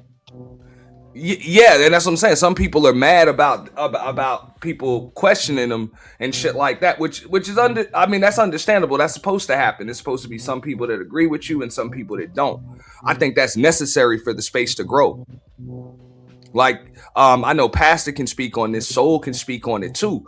I think those times when everybody would get together for the debates, because that's what made me start watching a lot of the live streams on replay and shit, was when I would get all of these uploads and shit popping up in my feed, and then I might catch some feed with all the motherfuckers on a panel arguing. Because or debating each other on their talking points. Nobody got along back then. Yeah. body, Yeah, there's a lot of guys different games. alone. but that's how audiences were being combined. You know, people were getting familiar with each other in the space, and then new channels were starting to spark up and form. You know, because of that, people are scared of debate and shit like that now. It's all about clicking the fuck up now. It is. It Let me is. ask this, man. Cause got I'm not from the black YouTube where you needed a crew to be successful. Yeah, that's some new stuff they got. But let me ask you this real quick while it's on my mind, and whoever else want to respond to it, cool. All right, I mean, cause just before we get too far, cause it just popped in my head. So when I was talking about the gossip and news, right? I'm going to name 2 content creators, and you tell me are they news or gossip, and that'll right there tell me. O'Shea and Pink Book Lessons. O'Shea's definitely gossip. Yeah, I would say Pink Book O'Shea is Lessons gossip. Yeah, I would say O'Shea is gossip, and Pink Book Lessons leans a little more toward news. Yeah, Pink Book Lessons is more news. Yeah. But O'Shea, he tell you he's celebrity junk. He tell you he gossip. O'Shea ain't covering. No, Pink Book Lessons is up there. She not savvy. Like, and I don't know if y'all heard of her before, but she is more newsworthy. But Pink Book Lessons, been she from around back from our day though. She from back in the gap though. She ain't new to this. Right. Now, I was just wondering real quick because that right there tell me I'm surprised because I really thought y'all would say O'Shea was more news, but okay, that's hell all. no. I was about to say, what do you think about that, E Black? Yeah, I think O'Shea is definitely gossip. I mean, I think just based on the way that he kind of combines. Now he will try to combine different videos, which could be categorized as news. But I think even he knows that the rate that he pushes content out, he's just piecing it together sometimes as they come along. You know, Well, once again, which could be gossip. It goes back to the money thing. He chose money. I mean, that's basically what he chose. Yeah. I see what you're saying. Okay, now I was just curious. I appreciate that, fella. Because there's a couple of times O'Shea will he will have a video about this situation is happening, and then he'll combine 2 or 3 content creators based on the overarching thing, which could be considered news. But if the gossip part is when you're holding together narratives without really related verified sources. That's when it becomes real gossipy. More of a bias. Matter of fact, let me go back to Bolo's comment right here, which he gave the definition. You know, the Merriam-Webster's definition. That's what it looked like because you motherfuckers don't know who Merriam-Webster is. But gossip. Casual or unconstrained conversation or reports about other people, typically involving details that are not confirmed as being true. Playing telephone. Got you. Remember, I've been saying that's when it becomes gossip. And you got a lot of gossip disguised as news because people just spew opinions and hearsay as if they're facts, as if they're confirmed facts.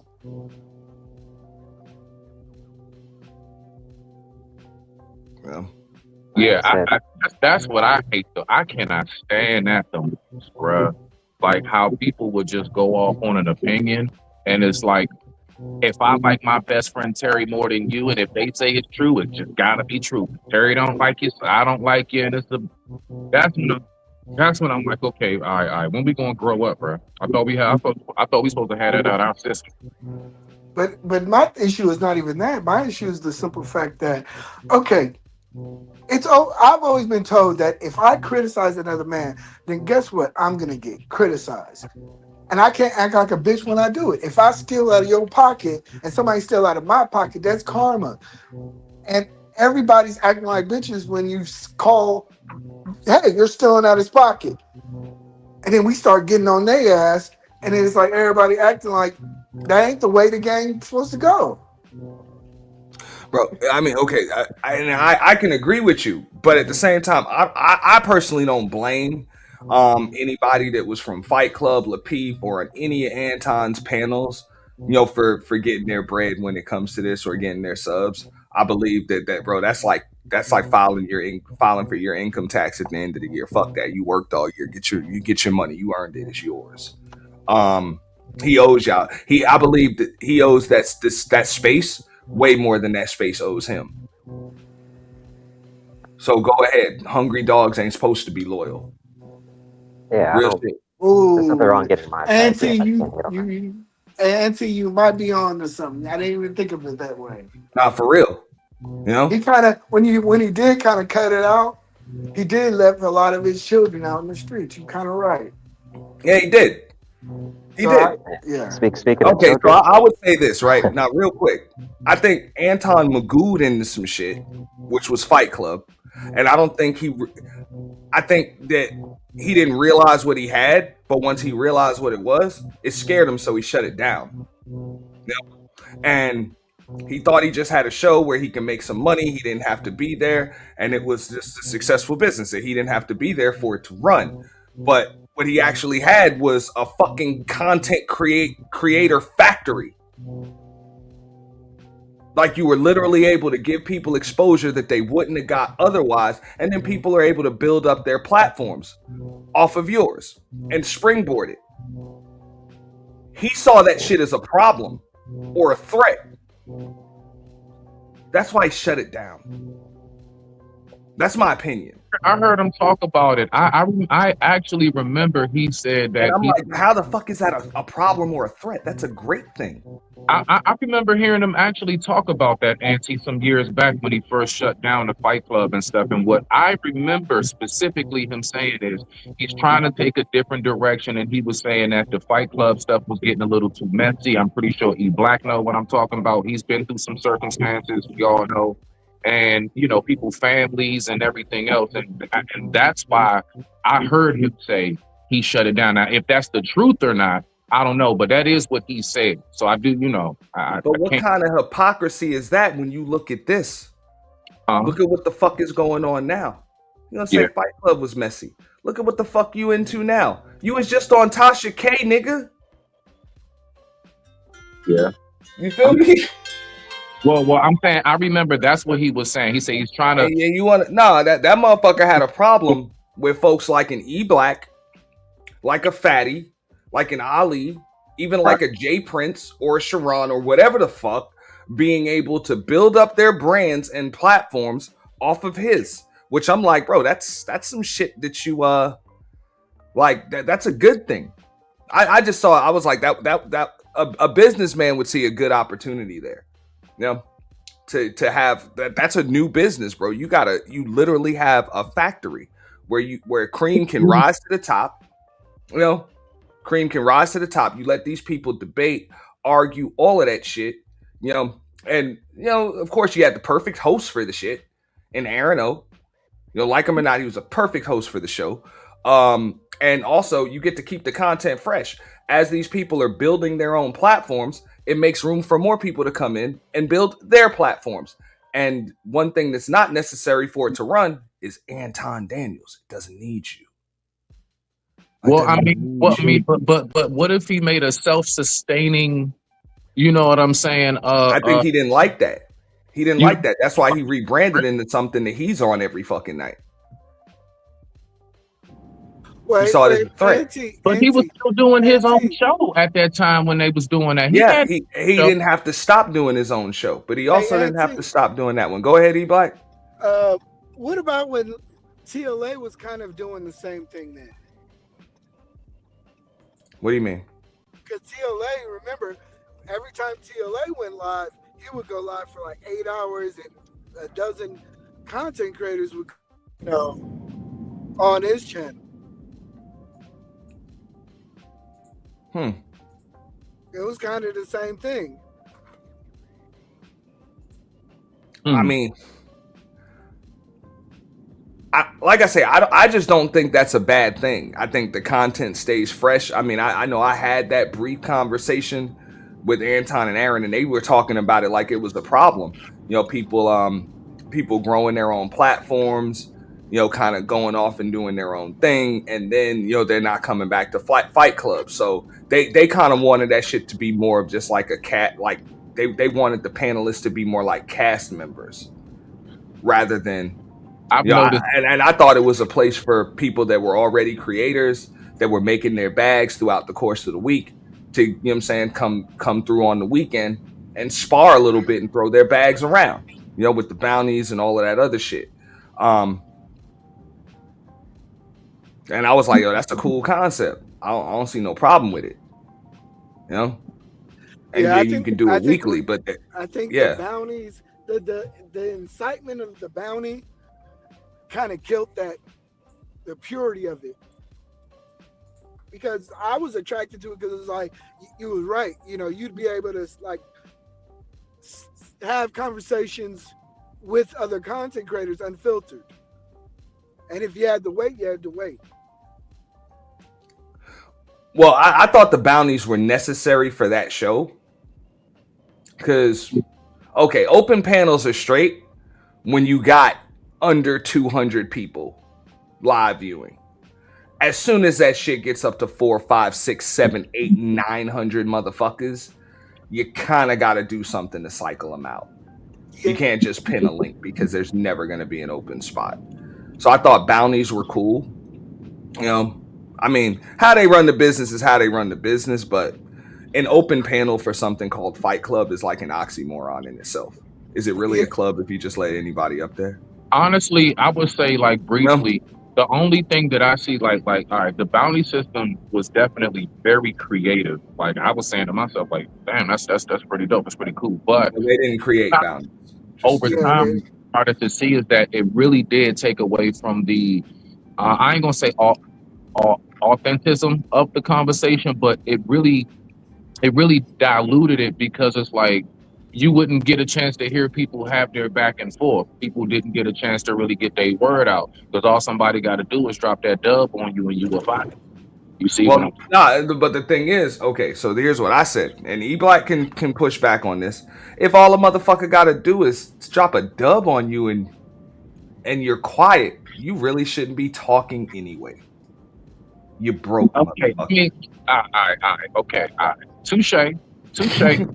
You broke. I give you that. I'm just saying as far as like if all it takes is $20 for me to silence you, you probably should have been in the audience in the first place. Yeah, but it fucks up the flow of the conversation. So you can't bounce back with at least two comebacks. If you can't at least come back twice at least before you like F it. I get you. I'm saying as far as just people being able to talk. There have been many times, and I know people know what I'm talking about, where it's like, damn, man, I wanted to hear what they had to say. And it's like, because of the bounty system, you weren't able to. You know what I'm saying? That's all I'm saying. But other than that, it is creative. I don't knock it. Go ahead. I think the conversation, what happened was, I was talking to Anton about. You're real low, E-Black, by the way. You're really low. I tried to turn him up, but his settings are on auto. They keep going back. Yeah, my fault. I'm in the car. I'm in the car right now. Hold on. Let me switch audio. All right, is this better? Yeah. Okay. So better. Yeah. I remember I was talking to Anton about it was something about the booty warrior, right? I got dropped down like 2 or 3 times during that conversation. While yeah, it's cute and it's funny, and yeah, I brought myself back just to have a conversation, it still diluted the conversation. The conversation, I believe, needed to be had. Like that's stuff that's Thank you. That's the stuff that I think what happened is that you purity of it by the overall fix. So maybe after I was thinking about what you were saying, and you were saying basically after a certain amount of people, yeah, you do have to psych them out. I do agree. Yeah. Maybe they should have modified it. Hey, after we get to 200 people, 300 people, the bounties are at this level and this level, and modified it to where you can keep a purity of the conversation. And I think that left, but the whole point of dilution of the conversation, the people on the outside see money on the floor. Right. Have you ever seen a nigga? Hold on. Let me just say this one thing. Have you ever seen a nigga jealous of a stripper picking up money? Nah. Okay. but I have, and that shit don't look good. Oh wow. Now I ain't never seen that. But you gotta watch. See, these niggas. What happened was these I see niggas get kicked became out of the jealous club of for the stupid stripper. shit like that. These niggas got jealous of the stripper, and that's what you end up having the offsprings.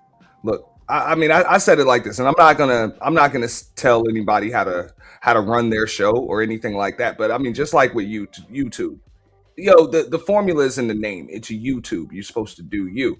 And I thought Fight Club was pretty much the same goddamn thing. It's a club, so you want to join the club, become a fucking member. Like it's really that simple. So there should have been some extra consideration for motherfuckers with memberships. And then you could have ran little promotions and shit like that. You know what I'm saying? So that other people were just able to speak. But when you got an open panel, 1,000 motherfuckers, like I know this shit just from when I do the purge and shit like that. If I got fucking 1,200 goddamn live viewers, I gotta make sure there's a green room feature and shit like that. Because y'all are gonna people are gonna cop a squat and people are gonna hit the panel or try to hit the panel. They're gonna see studio full. So how are we gonna keep this shit going? And then we have to institute different things to kind of keep shit going. So I understood that, and I understand what MOT is saying. Like, nah, people shouldn't have to pay to speak. But if this is a club, like, and you want like cast members to be able to speak and get their shit out, then that's why you you have a control panel. But as soon as you pin that link, anybody can come up. Anybody can come up. So now you're open to trolls. You're open to people just up here chasing clout. You know what I'm saying? If they see Angry Man up there, they're just going up there to cuss him out. If they see Anton up there, they're just going up there to cuss him out just so they can get 15 seconds of fucking fame. You know? So you got to have some kind of checks or on shit like that, because we still in the space full of trolls, whether people want to admit that shit or not. But see, my thing, Auntie, is this though, right? I get you on that. Touche, brother. I give you that. My thing is, I always heard people in this space talk about let's have the conversation. Solution. I'm always hearing solution and let's have the conversation. When you have a bounty system, you kill all of that. So I'm not saying don't have one, but if you do have one, me personally, I'm thinking to myself, you're not really about the conversation. Because I want to hear what you got to say. I don't care whatever they don't like it, whatever they can turn, whatever, blah, blah, blah. But let's talk. But I do get it because, see, I think, the bounty system, what I've recognized myself, the bounty system overall has replaced merch. I remember when I first came here, everybody had T-shirts and hats and hoodies.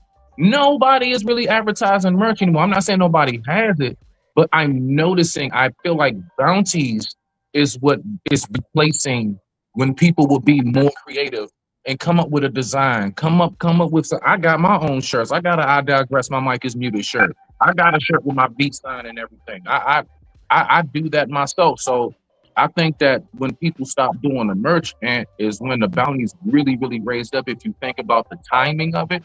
Because I don't even see that shit at the bottom of people's page like that no more. And I'm talking about certified, modified shows. So I believe that it just really turned about the money. Once that bounty system hit, everybody said ching ching. The quickest, easiest way to get you a quick $200 or whatever for the day real quick. Come up on this bad boy, let people drop each other real quick on some Cash App and Super Chats. Man, you done did it. So that's why I'm saying I don't knock it, because I love any loophole a person can figure out to try to get their bag up. Figure out them loopholes in life, man. Do what you got to do. But all I'm saying is that then I think that we should stop saying that we want to have a conversation. Stop saying it's about any form of solution. Stop saying you care about them damn kids. You don't care about none of that shit except the bread. And if that's what it is, then let that be what it is. And I can respect that a lot more. But stop trying to trick me. That's how I feel. But I digress. My mic is muted. Go ahead, E Black. You got it. No, I kind of parallel the same sentiment, so I'm not gonna, add on too much to what he just said. Like I say, I mean, I don't have a problem with it. But when it becomes the entire premise, now you're telling me that your business model is to put shit on the menu and charge people to take it off. Say So that then again. it comes to Repeat that one it comes to hey, I gotta have people up here saying the most egregious shit and doing the dumbest shit, and then I'm gonna charge my supporters to get rid of it. So purposely That's pull not up. necessarily cool. I'm gonna purposely pull up somebody like a. But I understood how, like for example, Taz was on Fight Club one night. Taz, yeah, they tried to kick Taz with that bounty shit, but Taz was able to sit up on that motherfucker all night until he ain't want to sit up there all night. You know, until he ain't want to sit up there no more without kicking out a dime because he had that much support. His supporters made sure he ain't have to worry about shit. Somebody drop him for a dub, boom, he's right back up. He personally doesn't have to kick out a fucking dime. Not too many people have that effect. Understandable. That's why I say not too many people should really have that voice that y'all talking about. Hold on. So you saying that not everybody should be given a mic? Really? You should be given a mic, but it doesn't mean that you should be able to keep it unless you're willing to fucking put your money where your mouth is. Look, I was told this shit. I can remember when I first got into the space. I think I got into it with Fantastic on and it was respectful. Shout out to L Nix. I'm gonna read that super chat in just a second. But I got into it with Fantastic, and this was on Platinums or whatever. And I probably had about 65 subs, if that, on one channel. So nobody knows who the fuck I am. So I'm going at him, and he said, "Look, man, before you come at me, man, you gonna have to get yourself a channel and do some content, man. Like I don't know who the fuck you are." And granted, you know what I'm saying, there's people in the chat, people saying, "Yo, man, who the fuck is he to just pull rank and shit like that?" And me, the motherfucker he came at, I'm like, you know what? He's right. He's right. So I use that shit as motivation to build my goddamn channel. So you believe that real quick before Bolo Like, gets... before I come at somebody that's built some shit, I need to build some shit. So you believe that there's a hierarchy here, or there should be? I don't think there should. Okay, if a panel is going to be considered neutral ground, I believe it should be like that. You know what I'm saying? It should definitely be like that. But at some point, like, people that have built some shit shouldn't be able to just be checked by motherfuckers that haven't. And there should be a way to keep score on that. You know? So if a motherfucker's able to just drop that YT bag on your ass and you ain't got a YT bag, get the fuck down, shut the fuck up. I digress. My mic is muted. Respect to you, Bolo. Shout out to Bolo, man. What up? What's going on, man? I just came up to echo something, and then I dropped. My bad. Before you do that, I got to read this super chat, and then I'm going to go on mute. I'm going to give it right to you, bro. Shout out to L Nix. He said there's no solution for a topic remixed 500 times over the last 9 years, 8 hours of stream. If it has to be talked about that many times, it's just a topic. Copy, cut, paste, trigger, and act clueless. Damn. Shout out to L Nixon, always dropping them gems. Appreciate that. That's a fact. That's a fact. Bolo, you got the floor, bro. Yeah, that's definitely a fact. You know, Cats is just repurposing circular conversations, and it loses its authenticity, and it becomes disingenuous when you're talking about conversations. But, you know, speaking on the topic of bounties, you know, you dilute the conversation. You do, like, you know, and the reason why you dilute the conversations, because if you have a person that doesn't have a wallet as big as yours, but yet they have more sound argument or more sound conversation than you do, then you're able to shut them down pertaining to a conversation that might need to be had. And it kind of echoes what, you know, Smitty was saying, right? So if you're going to have a club and you're going to have certain people in that club, to what you're saying, Auntie, then we need to understand that this conversation, if we're having a conversation that is serious and a conversation that need to be had, then we're going to have certain people that I know is qualified and quantified to have this conversation. Those that are just the trolls, and you kind of know who the trolls are and who are not going to add to the conversation. You need to sit this one out for the next half hour 20 minutes or whatever the situation might be. But if you're just going to have the antics of just moving around and doing things, then, you know, it's the curator of the space. What's this portion going to be? Are we talking about the Black community? Are we talking about, you know, fatherhood? Are we talking about motherhood? Are we talking about depression and this and that in mental health?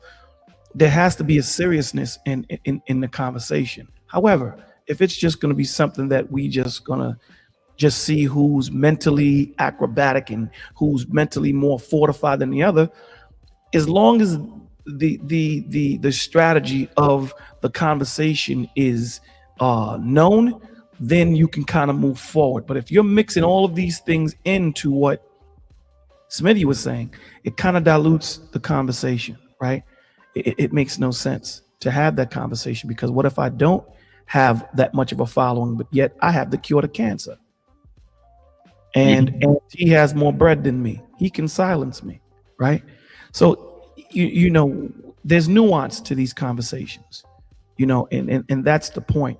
You know, what happens is, to what Smitty was saying about the T-shirts and things of that nature, you know, what that was, that showed who supported you.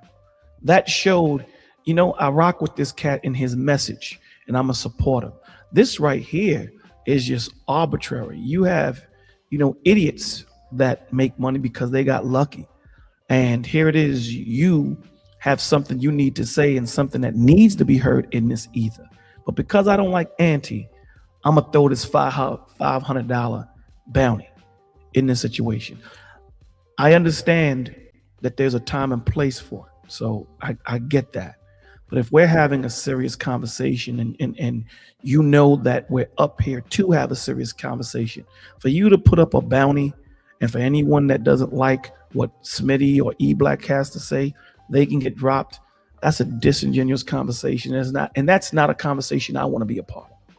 And that's exactly where I've been, Bolo. And even down to when you were talking about when you were saying how if you want to really have the conversation, then, you know, the bounty system. Because, all right, so this is my thing. What I believe is that when you said don't let certain cats up, what it is that people, and I'm just getting my thoughts together, we're too focused on numbers and losing folks. People are too worried about not having their panel look full. People would rather bring up 3 more extra people that's going to be a total distraction and derailment just to make their panel look lit. You see what I'm saying? As opposed to being like, nah, not on this one. You see what I'm saying? So between not wanting to lose supporters and not wanting to lose numbers, and then on top of that, folks, just know if I bring this person up, they're going to say something that somebody's not going to like, and I'm about to get paid. I know I'm about to get paid off of what this knucklehead about to say. That's how they look at it. So it's about the support and the views and the numbers, which again, to land it, that's what let me know it's not about a genuine conversation. So if it's about just strictly entertainment and it's like a pop the balloon type of thing, then let it be that. But don't be sitting up here and trying to run game on me, and y'all keep trying to fake and talk about the community and kids and family and solutions. And you got a bunch of people that got some really dope stuff to say, and y'all just be blocking it out. That's just my personal opinion. I agree with you 100. I digress. My mic is muted. Is that Bolo TV? That's me, E-Black. What's going on, my G? How you feeling, baby? I'm good, man. Is your phone broke? It's not. The last phone just don't never answer. He don't answer. The last phone call I remember was me to you. So don't even go there, my brother. Okay. I was just checking. Do not go there, sir. Okay. Hey. I need some advisement too sometimes. All right. Well, you got my number. My number has not changed, E-Black. I've had that same number for over 30 years. It has not changed. Too. He ain't changed the number. He threw the phone in the ocean. That's all. He threw it in the river one day. He ain't changed the number. That's all he did. Yeah, but see, I you know, just to add it, and then I'll drop, and you know, what's going on, man, tomorrow? This is my thing, man. if we're gonna have the conversation, because now you give a mic to somebody and someone that necessarily wouldn't say nothing, now they have something to say. And again, you know, a clock can be, a clock is right twice a day. They may have something on this topic, so let's hear it. You give everybody a shot. But if you're going to create a conversation, I think that what should be said is this is the topic, right? If it's a club, the different people, kind of to what Auntie was saying. We know the people are going to be serious in this conversation. We're going to have it for an hour. You know what I'm saying? Because, you want to switch it up at times. We're going to have a conversation for this hour. And we know the people are going to be serious, and we know what the trolls are. So the trolls, y'all need to chill out for a second. Bounties are off. This is the conversation because this is something that needs to be heard because it's about propelling the culture forward and propelling whatever the situation might be, and it needs to be had. After that hour, okay, now we can go into the shenanigans or whatever the situation might be. But in the middle of us having a conversation, and because the point that you're trying to make may not be falling the way you think it should be falling, and you may have more supporters in your camp or in this spot, and they drop someone that is actually making good points, that's disingenuous to me. In places like that, that's entertainment. That's not a place of me wanting to learn and hear these conversations in a serious thought process. So to what Smitty was saying, I agree 100% that you fool me, and you said this too, Auntie, with the the thumbnails and all these different things. The curator of the space is in control of how it's set up. You just can't give children a house and say run amok and then blame the children. It's the curator of the platform. So it's bounties, I think, changed the landscape of conversation, and it's a money grab. All of these cats are in it for a money grab. That's all it is. It's not to propel the people forward. They'll tell you, well, I got the answer, but for you to get it, join my Patreon. I mean, didn't you hate when, and I would assume that all of us have children on this panel. Didn't you hate when you're in the middle of the day and at 12 o'clock they'll tell you, emergency, there's baby food that has poison in it. Tune in at 6 o'clock. It's like, why would you put that at 12? I could be feeding my baby this right now. Why wouldn't you just say this baby food or that type of baby food? That's what they're doing. Now, again, I'm not against someone making their money. I'm definitely not against it. However, there's a decorum and there should be a respect in how you do it. And that's where I stand on. Respect to that. But there ain't no respect in money. Yeah, that's what I'm saying, bro. Like once you say money and respect in the same sentence, man, it don't jive together. I mean, dude, I've been here for a long time, man. These people were never serious about any of this stuff. All this stuff is a money grab at this point. I mean, they're just taking conversations we had 10, 12 years ago and just redoing it in front of a whole bunch of other people who ain't gonna take no action of any sufficient type of thing, man. And I mean, because most people are here for money. They're money motivated.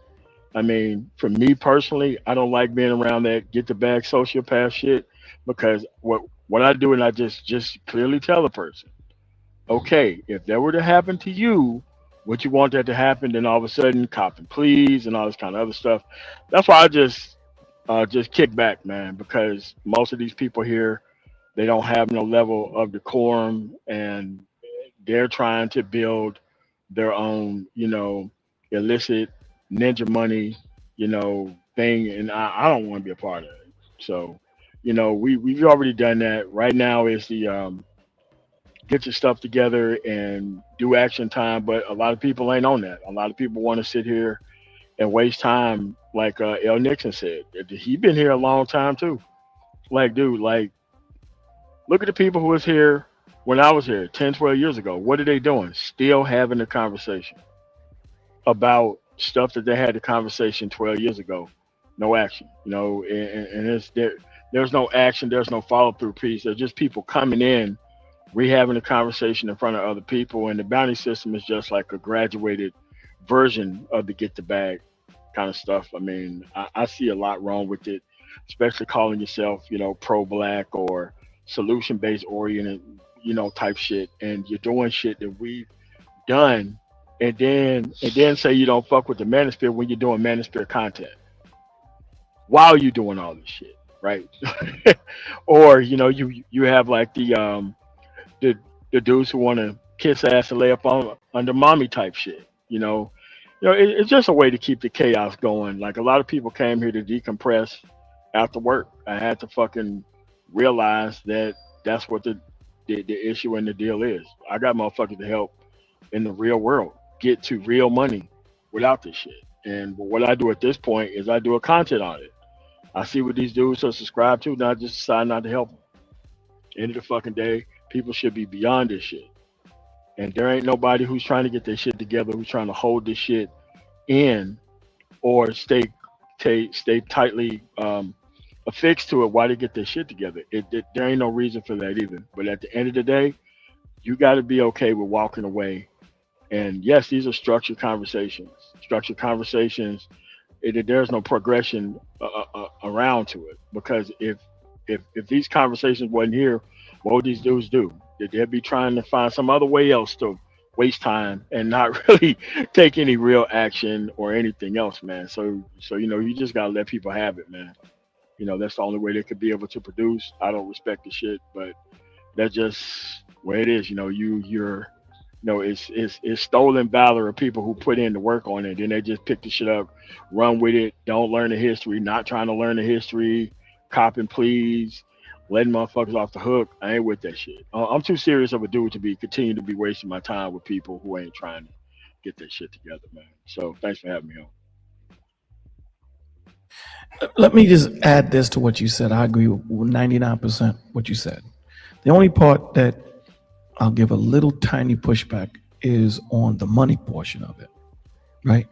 The Bible tells you the love of money is the root of evil, not money in itself. Money is a resource to use. So when we just say money is evil, we're taking onus off of the person that is disingenuous in these spaces and selling their soul for the money, right? So we do that, and I think we sometimes don't catch ourselves doing it, and we'll just say money ruined everything. Nah, money didn't ruin everything. You can get money respectfully. You can get money and still have character and integrity with it, right? And again, we're not all perfect. None of us are perfect. We slip and we fall. That's the nature of the game. But we can do it with some type of integrity and character. You dig what I'm saying? So I don't think so. I mean, you got to name some people. Name some people who have done it, and please don't say Kevin Samuels. But but name some people who have done it in a respectful manner and had honest conversation. I mean, it can be done. I'm not saying it's impossible, but I have not seen it yet. In 14 years, I have not seen it. See, you just proved my point. You dig what I'm saying? At the end of the day, it's a money grab. You're 100% correct on that. And you've been here for 14. I've been here like 4.5. Maybe that. So you've been here much longer than me.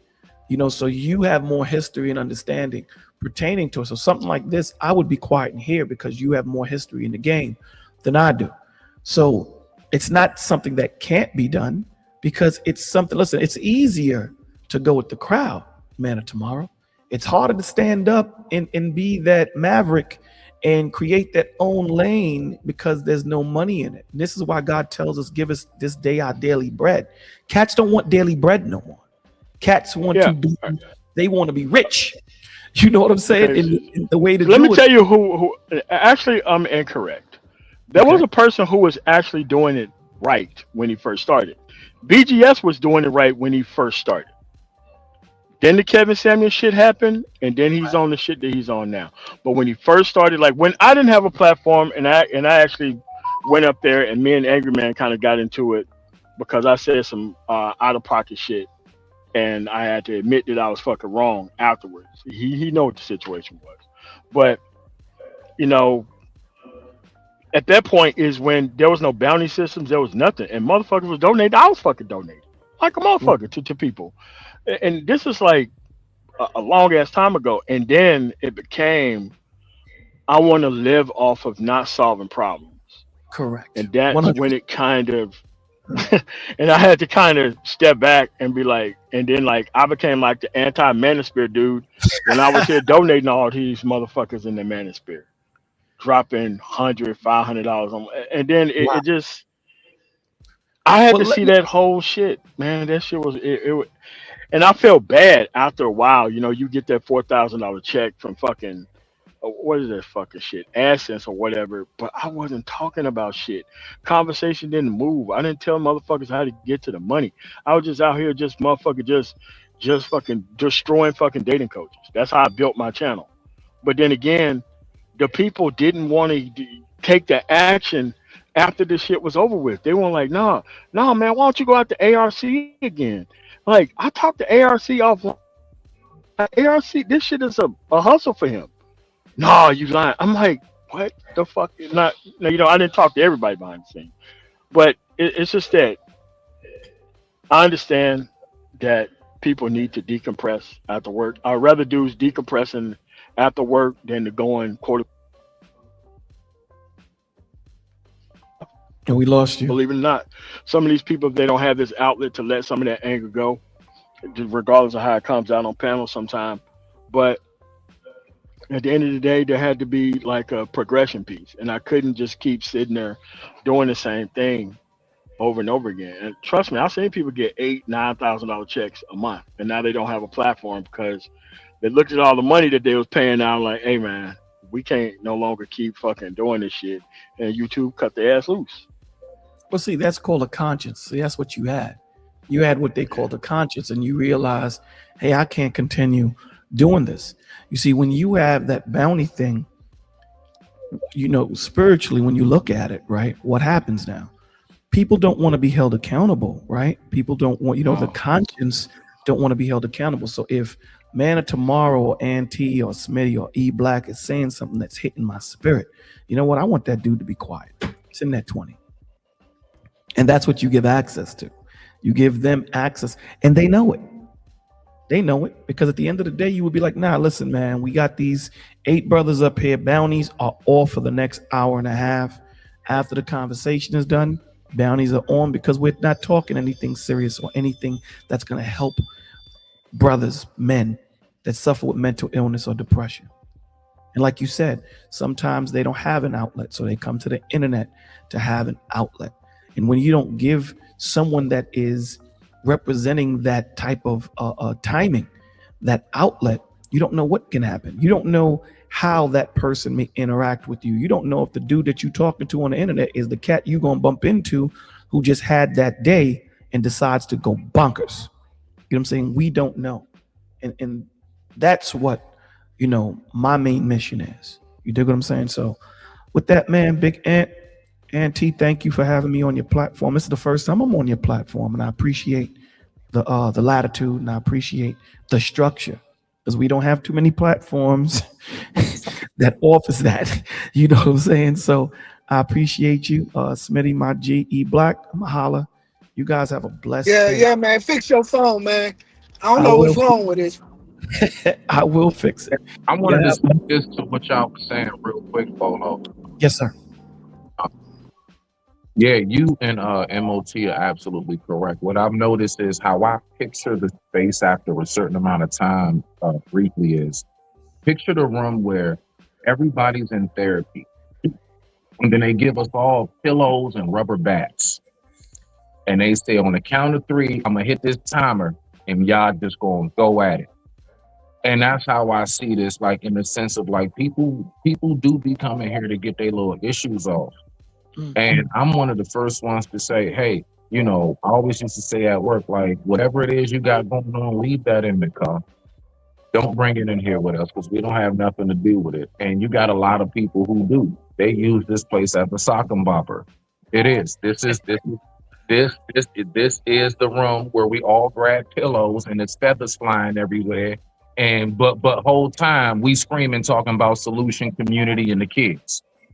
And that's what makes it weird to me. But I got you. I digress. My mic is muted. But you know what though? That's a good analogy. Sometimes you need that sock'em room. You know what I mean? Sometimes you need to create that space where you can just unload. Because here it is. You have to understand before. That's why he got the purge real quick. And T has the purge, and I believe that's exactly what that is right there. Yeah, but and even and here's the thing. Even with that, it should be done in a respectful manner, right? So before before you can pour into somebody what they need, you got to let them get out what they have in them that's already overflowing. And that's something that a lot of us don't do. As soon as someone comes on and they're talking to you about a problem, we go into fix it mode, opposed to, you know what? There's a time and place for everything. I may have the right answer, but if I give it to you at the wrong time, then me having the right answer is inconsequential. So at this moment right now, you just need to be heard. Let me hear you, get that out of you, and then give you what you need as far as the answer. Patience. The one thing we don't have with each other as brothers is patience. And that's something that we need to work on as men. Create a safe space where men can speak, men can be wrong, men can be checked, men can be corrected. If you correct me because of my pride and ego, I'm going to want to cuss you out or dox you or do whatever the situation might be. And we need to grow up, man, because we're asking these women to submit and do all these things, but we're not being that example that we need to be to give them something to submit to. We're asking these young men to man up and do whatever. They don't have a reference point, right? So we need to start looking at ourselves in the mirror. We have to stop talking about the change and start being that change that we want to see. So with that, guys, thank you for having me. Auntie, man, you'll see me again. I thank you, brother, for having me. And guys, y'all have a blessed day. All right. All right. So something along with that I want to discuss is this is how you have like 150,000 Manosphere channels, because everybody want to start the conversation all the way over because they new to it, right? And it's like, so how do you have progression when people are trying to get paid off of the process of trying to help somebody understand shit that they should already be past? Because I never thought the women were the problem, period. I never thought the women were the problem. I thought all these complaints were nothing but unrealized financial issues. You don't have enough money to go do shit. So now you have to overcompensate with game and all this other dumbass shit that don't fucking work. And then you have dudes who come in, troll, and gaslight these type of dudes because no filter, no type of progression in conversation. And then those people don't get the answers that they want. They're still at step number one, and then there's another, slow nigga based conversation that come around that really loops them back into the rage baiting and fucking red pill rage cycle. And then they feel comfortable there for a couple of years, and then another new dude come through and do the same shit. I've seen the same person do the same shit. They're always on the newest channel pretending like they're not Manosphere and talking shit about Manosphere. Dude, I've been looking at this shit past 14 years. Motherfuckers doing the same shit.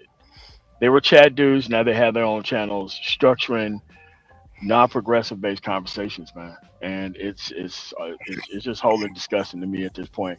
But I just found people I can help in the real world, man. And being in the Manosphere, it was a positive experience. It's probably the greatest social experiment I ever been a part of, without knowing that it was a social experiment until Zero even told me that it's the greatest social experiment ever.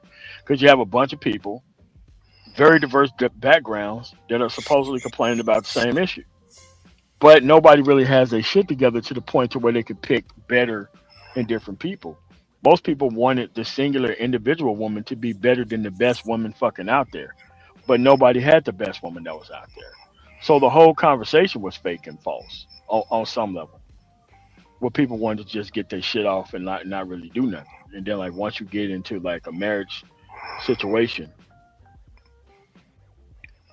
then you start seeing these patterns going over and over again. And then it's, when you ain't got shit, it's it's beef.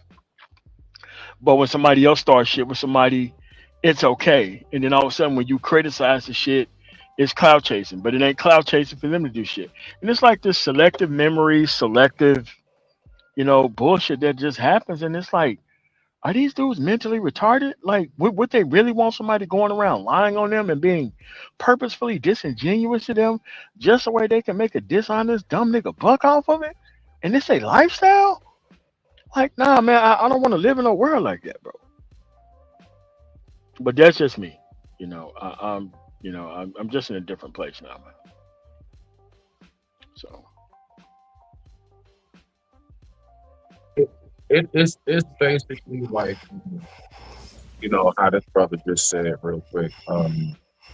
It's just like how I seen rap music kind of turn out to be as of late. It's like the exact same song, just a different artist singing. Oh yeah, Jesus. Singing the exact same song. So that's how I've been seeing it. You see, so I get what you're saying on that. Like everybody trying to, do the latest refurbished remix and stuff, and it's like, look, keep tampering with that steel enough. You're not going to make it dense. You're going to make it weak, and then it's going to break. And that's it. So, I mean, I don't know. Like, I noticed that it was the best money grab, but I do believe that it did have a little more integrity, and I guess you can say like journalism respect, right? As y'all would call it, whatever. During like pre KS and during the days when even folks like Tommy was big and YouTube, and stuff like that. Like I did notice a little bit more structure, just a little bit more. It's really just about gang, click up with somebody. We all talk about that group, and nobody's actually being themselves, and it's all about the optics. People are more concerned about how they look as opposed to who they are. But I digress. My mic is muted. Yeah, I gotta agree with you, man, because I've seen like the fall of the shit. There was a time where Tommy would never, ever, ever be seen on a panel with MANOSPHERE dudes, even legacy MANOSPHERE dudes, until his ass was all the way off YouTube. Then he would team up with anybody on YouTube. Wait a minute. Right? Wait a minute. I thought because they said that the Mount Rushmore of the MANOSPHERE beginning was KS, O'Shea, Obsidian, and yeah, and Tommy. No, heard that he was like one of the pioneers. Wait.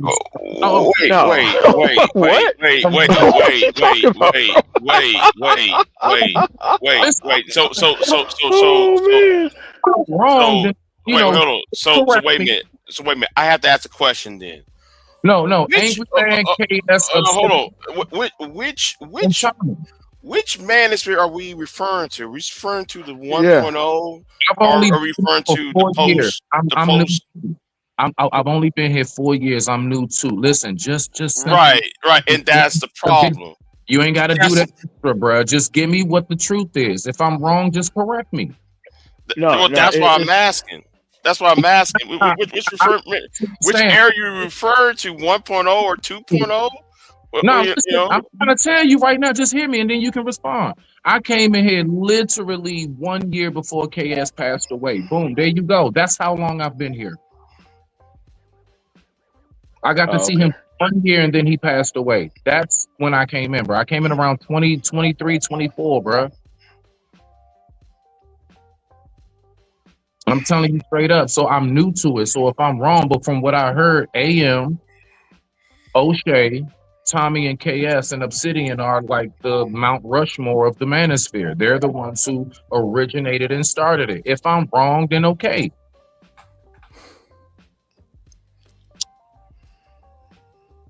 Apparently, I'm not wrong because ain't nobody saying nothing. No, you are. I just got off the line with one of the dumbest motherfuckers to ever breathe oxygen. My bad. Y'all got it. Hold on. My bad. No, before you go, let me read some of these super chats. I saw them coming in. Shout out to I got a bunch of them, man. Appreciate all that. All right, so we got that one. Shout out to MOT. He said, "Get the bag-ish." some sociopathic shit. People should be able to conversate without paying to continue to be there or shut the convo down. Clown shit. You know what I'm saying? Appreciate you, MOT. Salute. You know what I'm saying? Coffee said, people will get in the way of what Bolo is saying by saying you can't tell a person how to run their channels. They're the ones keeping shit up. You know? Shout out to Coffee with that. I agree. L. Nixon said, facts, MOT. It's like people saying, look, I created the wheel when all they did was put rubber around what was already created. Facts. Yep, that's facts. And L. Nixon also said the issue with online conversations is only being introspective. The amount of time spent releasing shouldn't be greater than the time for application. You have to learn self-regulation at some time. And all that shit, all facts, man. You know what I'm saying? Appreciate all that support. You know what I'm saying? Y'all got it. Go ahead. All right. Did you want to go, Big J, Triple X, or I can go? You go ahead. Go ahead. All right. Go ahead. All right. So let me zoom in on the screen because I don't. So who was talking about the Mount Rushmore of the Manosphere type? Who was that? Is that guy still here? It was Smitty. Okay, Smitty. All right. Okay. Thank you for doing that so that way I can notice you on the screen because I can't see the name. I got you. Okay. Okay. So for as long as I've been here, there was a Manosphere. Just let you know. It wasn't No. me. But he's about to get what he wants and how he actually needs it. All right. So before I came here, there would be Manosphere 1.0. Okay. Manosphere 1.0 is when not everybody had a voice. These people were like ex-MRA dudes. You know, you had Wacky World of O, Q Soul and Black, Pink Elephant, Thug Titian. Like Big J is from that era, right? I'm not from that era. Wait, that is what's MRA? Real quick. What's MRA? I'm just trying to keep men's rights activists. Yeah, men's rights activists.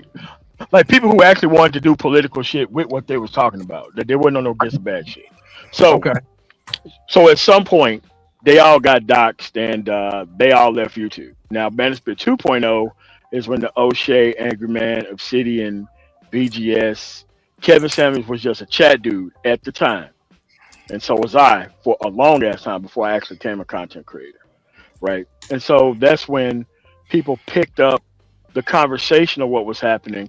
And that's when it started making this curve toward the I'm in it for the money type shit. So what they were doing was using professionals like myself who came here who thought that people wanted actual answers and solutions to shit. And then they just turned it into a money grab. Like there was a money grab. No, it was kind of like a light money grab.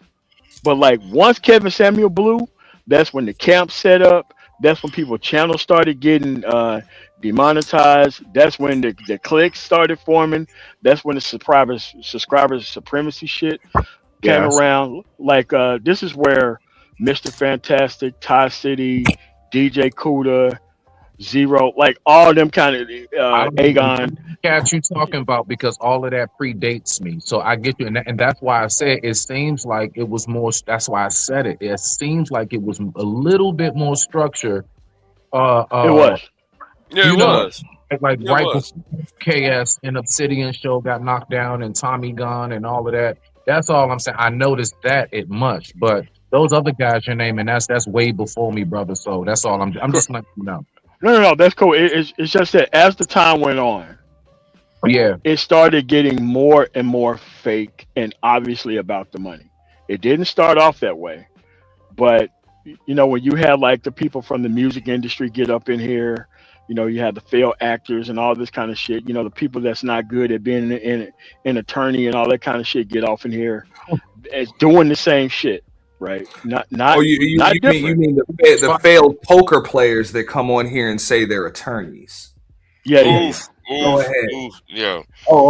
Trust me, bro. I'm from that world, so I know that motherfucker steez up. But y'all got it. Y'all got it. Yeah. Hey, I know some motherfucker got a hold of that motherfucker in Vegas, tore his ass up. But go ahead.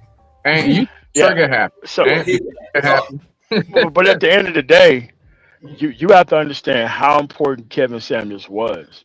Kevin Samuels gave dumb niggas the hope that no matter what the fuck you did in your regular life, you can come to YouTube and you could be a whole new nigga.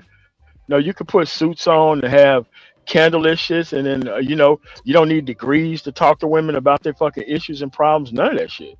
No, you can start telling legitimate working class motherfuckers that because when he came around, he couldn't talk because there was too many career minded people here at the time. But over time, the space started to weaken because of his two online friends, one being BGS and the other one being Obsidian, who's the same person, by the way, who has the same outcome, by the way, right? They did not want shit to be better for men. They wanted to keep men complaining about women so that way they'll never get their fucking shit together. But the only men that they can attract is the dudes that don't need to be fucking anyway. So I'm kind of glad that they did highlight who those people are and how kind of stuck they were. And then you have like the PhD griff level motherfuckers who come in here now, whole world on fire. Dudes talking about waiting until they sell reviews and shit. Niggas who are 600 pounds with face curtains on, fucking calling themselves, masculine. It's just all types of clown shit that they would never fucking do in the real fucking world. But they came online to chase down dudes that they shouldn't be with, right? But at the end of the day, they're keeping those dudes stuck. Like those dudes was never gonna be shit anyway.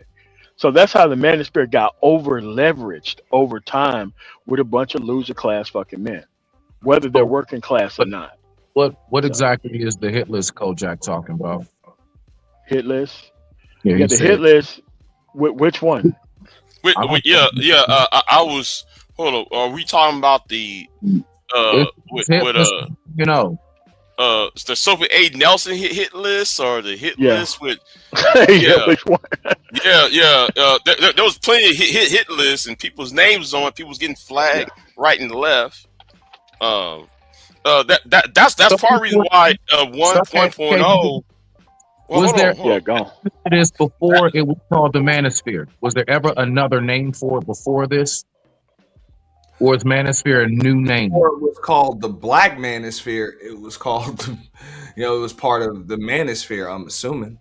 It was still the Manosphere. It's just that the dudes got kicked out of the white Manosphere because they just wanted to talk about black women. All the white dudes were actually getting the cooperation that they wanted out of black women, so they didn't see anything wrong with the problem.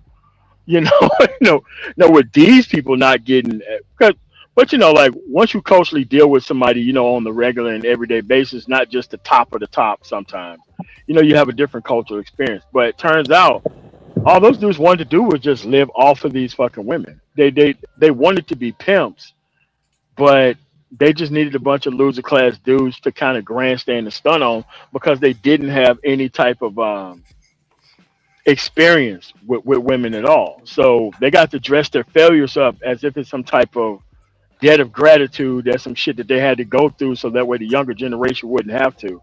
And that wasn't the case. They were just loser class dudes, and all the thing they had was just talking about hoes in front of a bunch of dudes that don't have any experience with women, period. Well, let me say a very, very last question, and I digress my mic. Because I've been wondering this, man. I know y'all going to tell me. But before you ask it, man, write that shit down, bro. I got some more panelists. So I want to get them in. And I know I couldn't moderate, bro. Like I said, this motherfucker was dumb. You good, bro. That I was just talking to. Black man is fair. You know what I'm saying? Salute, fam. What's good? Welcome to the panel. Feel free to just chime in, bro.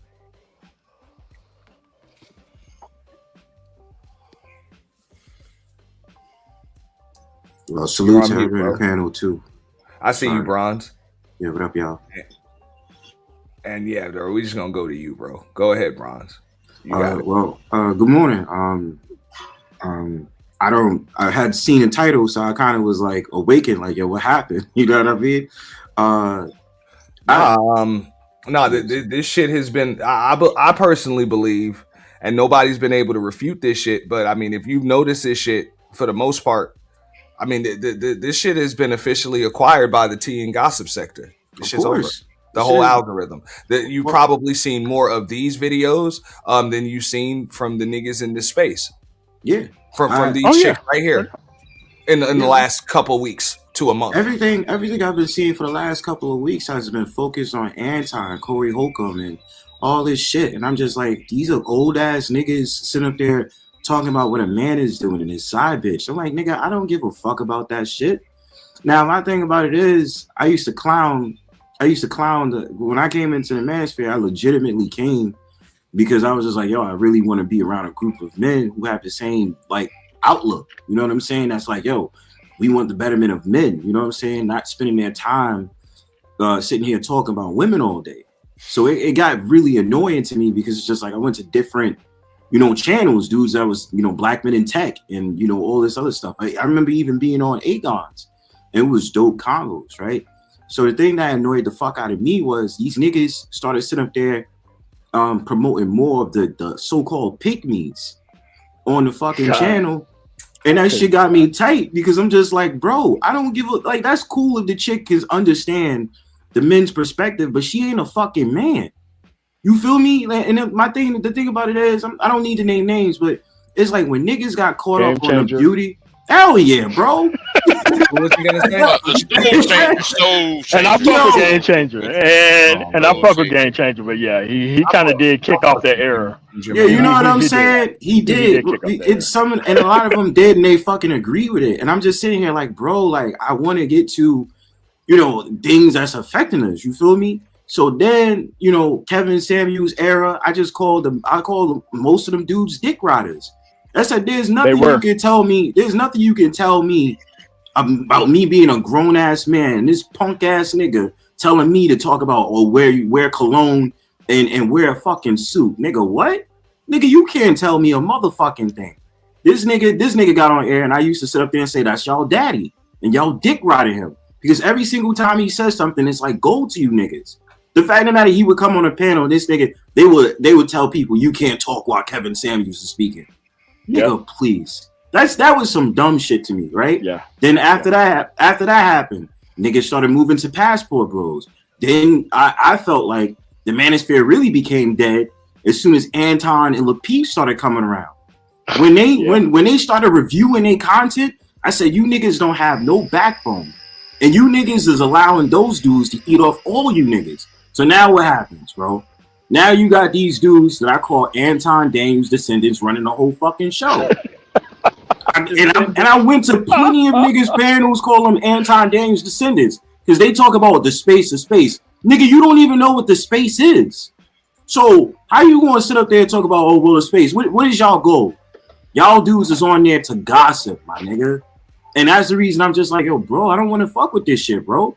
Because it's like the people that I really talked to was looking forward to making content about shit that's affecting black men and even trying to advocate for black men to get into tech. That's the stuff that I was involved in. Now, I'll admit, too, I did partly troll, but I was only trolling because I was trying to expose these bitch-ass niggas that was sitting there simping for pick-me's, my nigga. And where them pick-me's at? They gone. And they ain't nowhere to be found. Niggas still but as they should be. I'll tell you who's still here are the ones that have loyal followings that shall remain nameless, and just the baddies that were actually good at content creation, capable of doing their monologues and shit like that. But for the most part, they got to stay in their corner. And I'll just speak on this before I read the super chat, and I'm gonna give it right back to y'all. They don't understand, like what Bronzebird is saying right there. It wasn't because they'll try to say, "Oh, what you don't like women." It's not the niggas don't like women. Y'all just creating a bunch of marks like that. Just a bunch of mark ass duck motherfuckers, bro. That'll literally, just like Anton, you'll come out the pockets just because a chick is telling you what you want to hear. And this was supposed to, I thought that was the reason why this space existed. So niggas wasn't getting got like that. We got to ask. And then they, hold on, let me read this. And then they start getting got by other men. Yeah. So it's like, but it's okay to just get got. Like, if you stand for nothing, you'll fall for anything. That's why you'll fall for the pygmies. You'll fall for the Anton, the bag chasing, all of that shit. And it's like, yo, they literally sat on a panel yesterday and said, look, Anton's just playing a character. What's the problem with it? I'm like, that's the problem in itself. That's the problem in itself. Yeah, exactly. Bro, what's the problem with it? Character, what's the problem with it? We're not supposed to take shit this nigga say seriously. This nigga is not a millionaire, but he plays one on TV. Like, get the fuck out of here. Like that's And stupid. then Dog. I'd rather watch General Hospital. Let me read this super chat. Then I'm gonna give it right to y'all. You said facts. Money grab. Shout out to Coffee. Facts. The money grab came in when Obsidian and Bernard Riley started shitting on their supporters, and that Manosphere list BS divided us. It turned bitchy. Shout out to Coffee. Y'all can comment on that. Y'all got the floor. I want to ask you this, Ant, and anybody else who wants to answer. I'm also curious about this. What is the actual distinction between Manosphere and Red Pill, or is it synonymous? Hold on. Before we get into that, god damn, woo, we're like feeding the baby over here. But look, that last comment was kind of true. I do remember the list.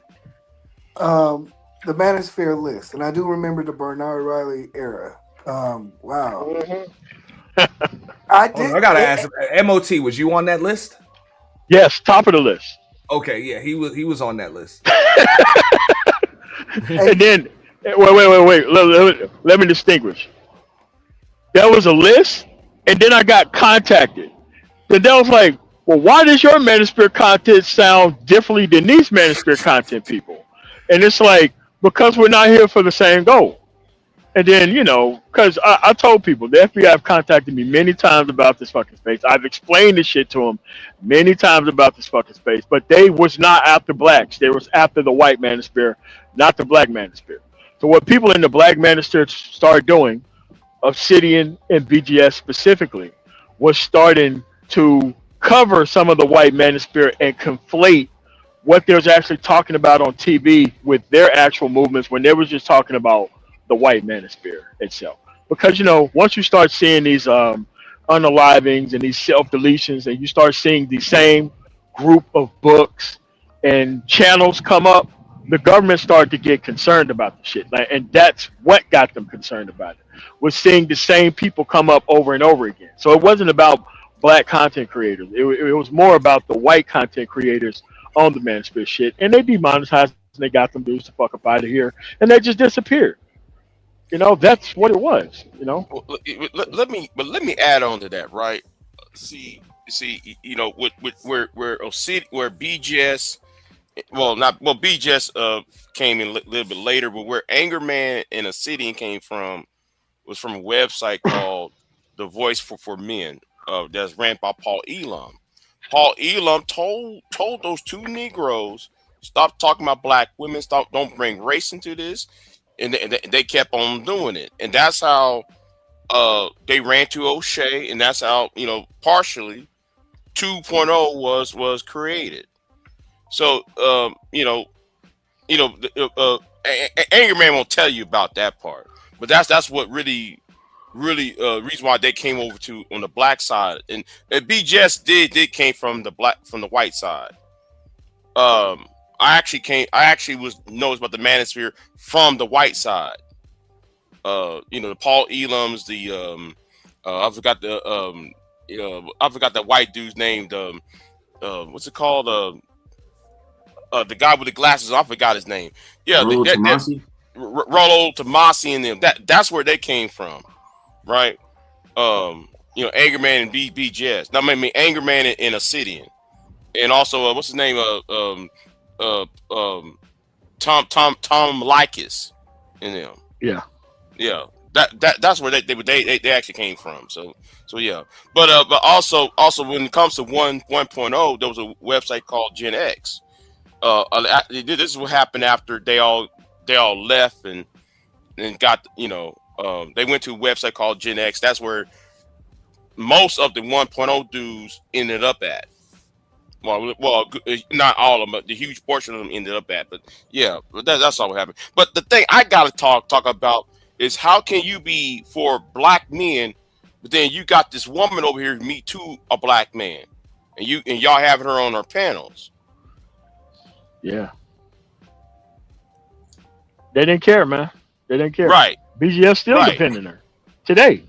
Like all the stuff happened and still defending a chick, and it's like, bro, you didn't even address the stuff, and it's like right now the audience don't care. Like it went from progress to just Delta November or dumb nigga escapism, man. That's what it is at this point. It's just dumb nigga escapism. You know, you know, you want to pretend like you're getting your shit together, so you go over to Theo Woff's class. No fucking IT recruiters around. 5 fucking events. All all these sausage fests where you go meet Obsidian, because that's how you get into IT. You need to go listen to a relationship motherfucker before you can get into IT. Just all types of clown shit. And it's just like, dude, this dude's got money and they want to waste it on these dudes. They paid for the space to be in the position that is in. They supported the people who they wanted to escape to from reality. And you just got to leave it at that. And you got to let these dudes hit that concrete hard as hell. Nothing else you can do about it. I'm sorry. I'm sorry. How can somebody support a woman who me too a black man? Easy. I know. I'm repeating it because somebody on this panel was. What? Oh shit! Come on. I don't know what you're talking about. Come on, Big For J. real? Come on, man. We've been having a great There conversation. wasn't bro. nobody on this panel. Like, right? What are you talking about? You know what? I'll leave it alone. Y'all keep on talking. Y'all keep on talking. I'm gonna leave it alone. Okay. Y'all keep on talking. Go ahead. All right. Mhm. Yeah, but it's just at the end of the day, man. A lot of these people don't need no help. They know how to. But you know, we have LinkedIn, we have Facebook groups, we have all types of stuff in the real world. Like you don't have to leave your city to go do. Dude, people came here to escape reality, okay, and not spend the money that they clearly could spend fixing their life. They want to actually just escape the content creators and tie their whole progression in life to content creators. And I'm saying at that point, you just gotta let them go, man. At the end of the day, you can find other dudes that you can try to help. This stuff, the way it runs now, they're gonna do it in a certain way, and it's meant to entrap men in a situation. It's not meant to help them out with anything. So at the end of the day, the people are where they want to be at. There's no such thing as complaining about the manosphere and the manosphere don't do this, that, and the other. And then you support all the dumb motherfuckers who do all the dumb shit, and then you don't know shit about the actual manosphere. That's what the new shit is for the new content creators who come around. They do manosphere shit, but they don't fuck with the manosphere, but they're arguing with ran throughs on panels and shit. Like, I'm not fucking that. Wow. MOT dropping it. No, you got to be black. Yeah. Ooh, man, y'all done went all the way left on that one. Yeah. Now, before you go, if y'all can just be respectful to each other, I got to take another one of these phone calls. I am still going to be listening in, but I can't moderate. So y'all got it. Yeah. So, I think we're kind of right. I think the divergence the consolidation of space kind of did happen because I remember when I came in. Mind you, I came in, and I don't know if anybody can agree with this. I came in from the not necessarily pro, but went out, G. Oh shit! Hello. Shit, they got him, yo. Yeah, man, my fault. Damn. Of course, when I started talking, I get a phone call. Shit. Same shit happened to me too. Yeah, as soon as I started talking. But yeah, like, okay. I came in from like I used to run in nonprofits in Oakland, right? So I came from a very pro-black, community-based building. So when I saw, hey, there's a group of men, black men talking about solutions and going off ideas, I hold on one second, y'all. Damn it.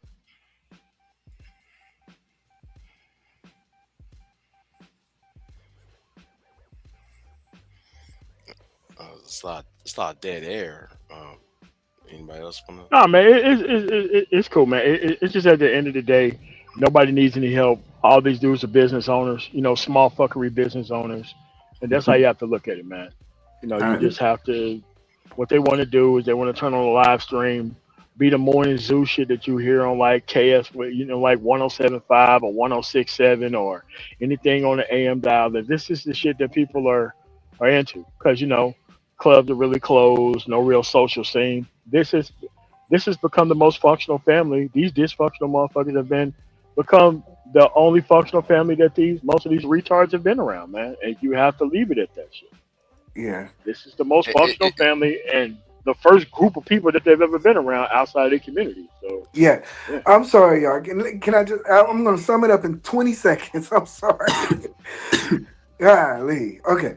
So, like I said, what happened was, in my opinion, once COVID started, a lot of black people started getting web cameras. So that diverged a lot of the people who were attracted to this space.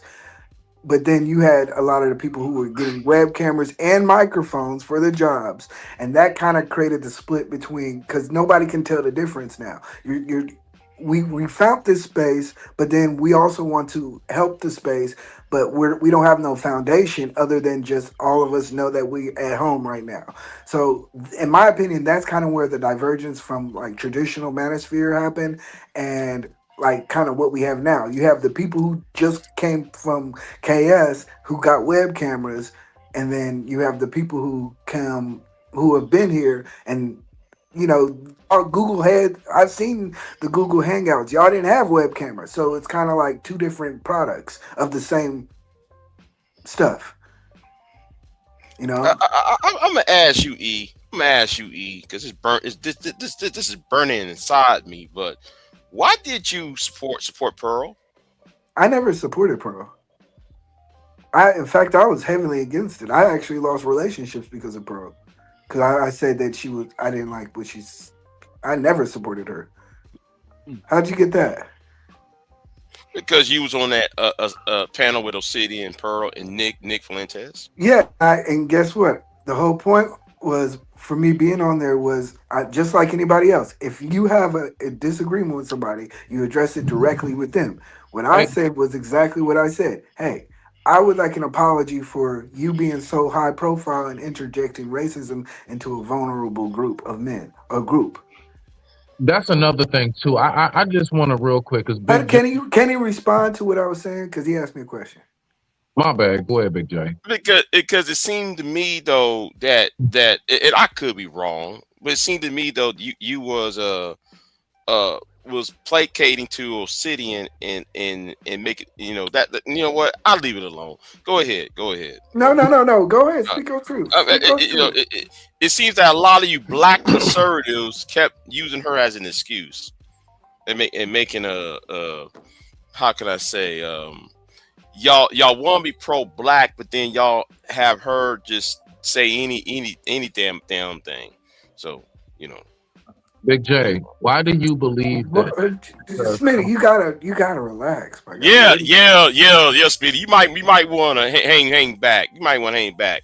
No, just ask a question, but y'all go ahead. I mean, yeah, y'all can say that respectfully. I got you. Okay. So, yeah. I was, you good, I was not with. I was like I said, I was not with Pearl. In regards to Obsidian, I've met Obsidian. I was at one of the first Black Manosphere events, so I've met Obsidian. I've seen. I have a greater understanding of the Black Manosphere in general now that I've seen the group of men together. So, if you're saying I'm kind if you're, I do. No, I do. I'm actually one of the few people. Whoa! So you saying that you have a better understanding of the Black Manosphere because you went to a Black Manosphere meetup? Yes. Jeez. What's so hard about? God. What's so? Hold on. Man. What is so hard? I wasn't even there, but damn, brother. No. Yeah. What is so hard about that? Because, like I said, I didn't come into the Black Manosphere as a individual looking for help. I came in to contribute based on my pro-blackness. Yeah, but the Manosphere meetup, my G, that was more like a fucking photo Hillshire Farm, bro. Yeah, that was more like a photo op, bro. Yeah. Okay. Hillshire Farm, man. Okay, hold on.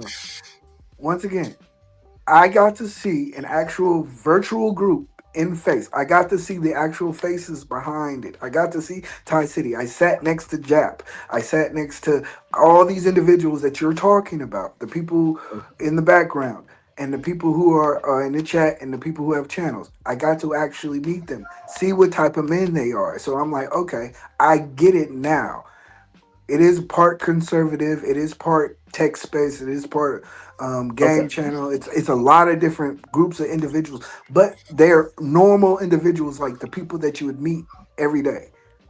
Okay. So can I respond to that? Yes.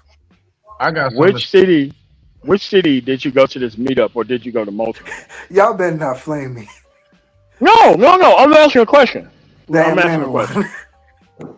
Oh. So it's the very, very, very first one. Yes. Oh shit, Top City didn't say he went to the first one. But okay, Yeah. all right. So He here's the was thing. there. I got videos of everybody. Like I said, that's why I'm No, like, no, that's cool. That's cool. But you have to understand. After the first MANOSPHERE meetup, it broke up because of money. Theo paid all the content creators to be there. So when he said that he spent all this fucking money, although all that money went toward the content creators that was there, and that shit broke up after the very first one. Like Little Big Nate was not like it was a Little Big Nate thing. I mean, I have to give credit where discredit is due with him. But it was his idea for them to meet up and do this stuff. But Theo Watt paid for it. yes, Cause, yes, but at the end of the day, what was these people's content before they went to the MANOSPHERE meetup? It wasn't on some productive man shit.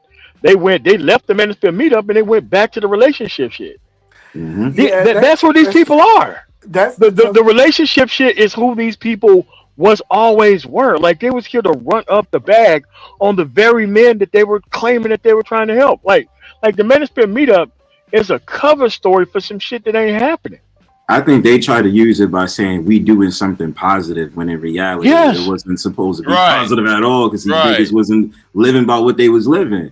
I think that they tried to put in that shit about tech. Can I speak to what I actually like?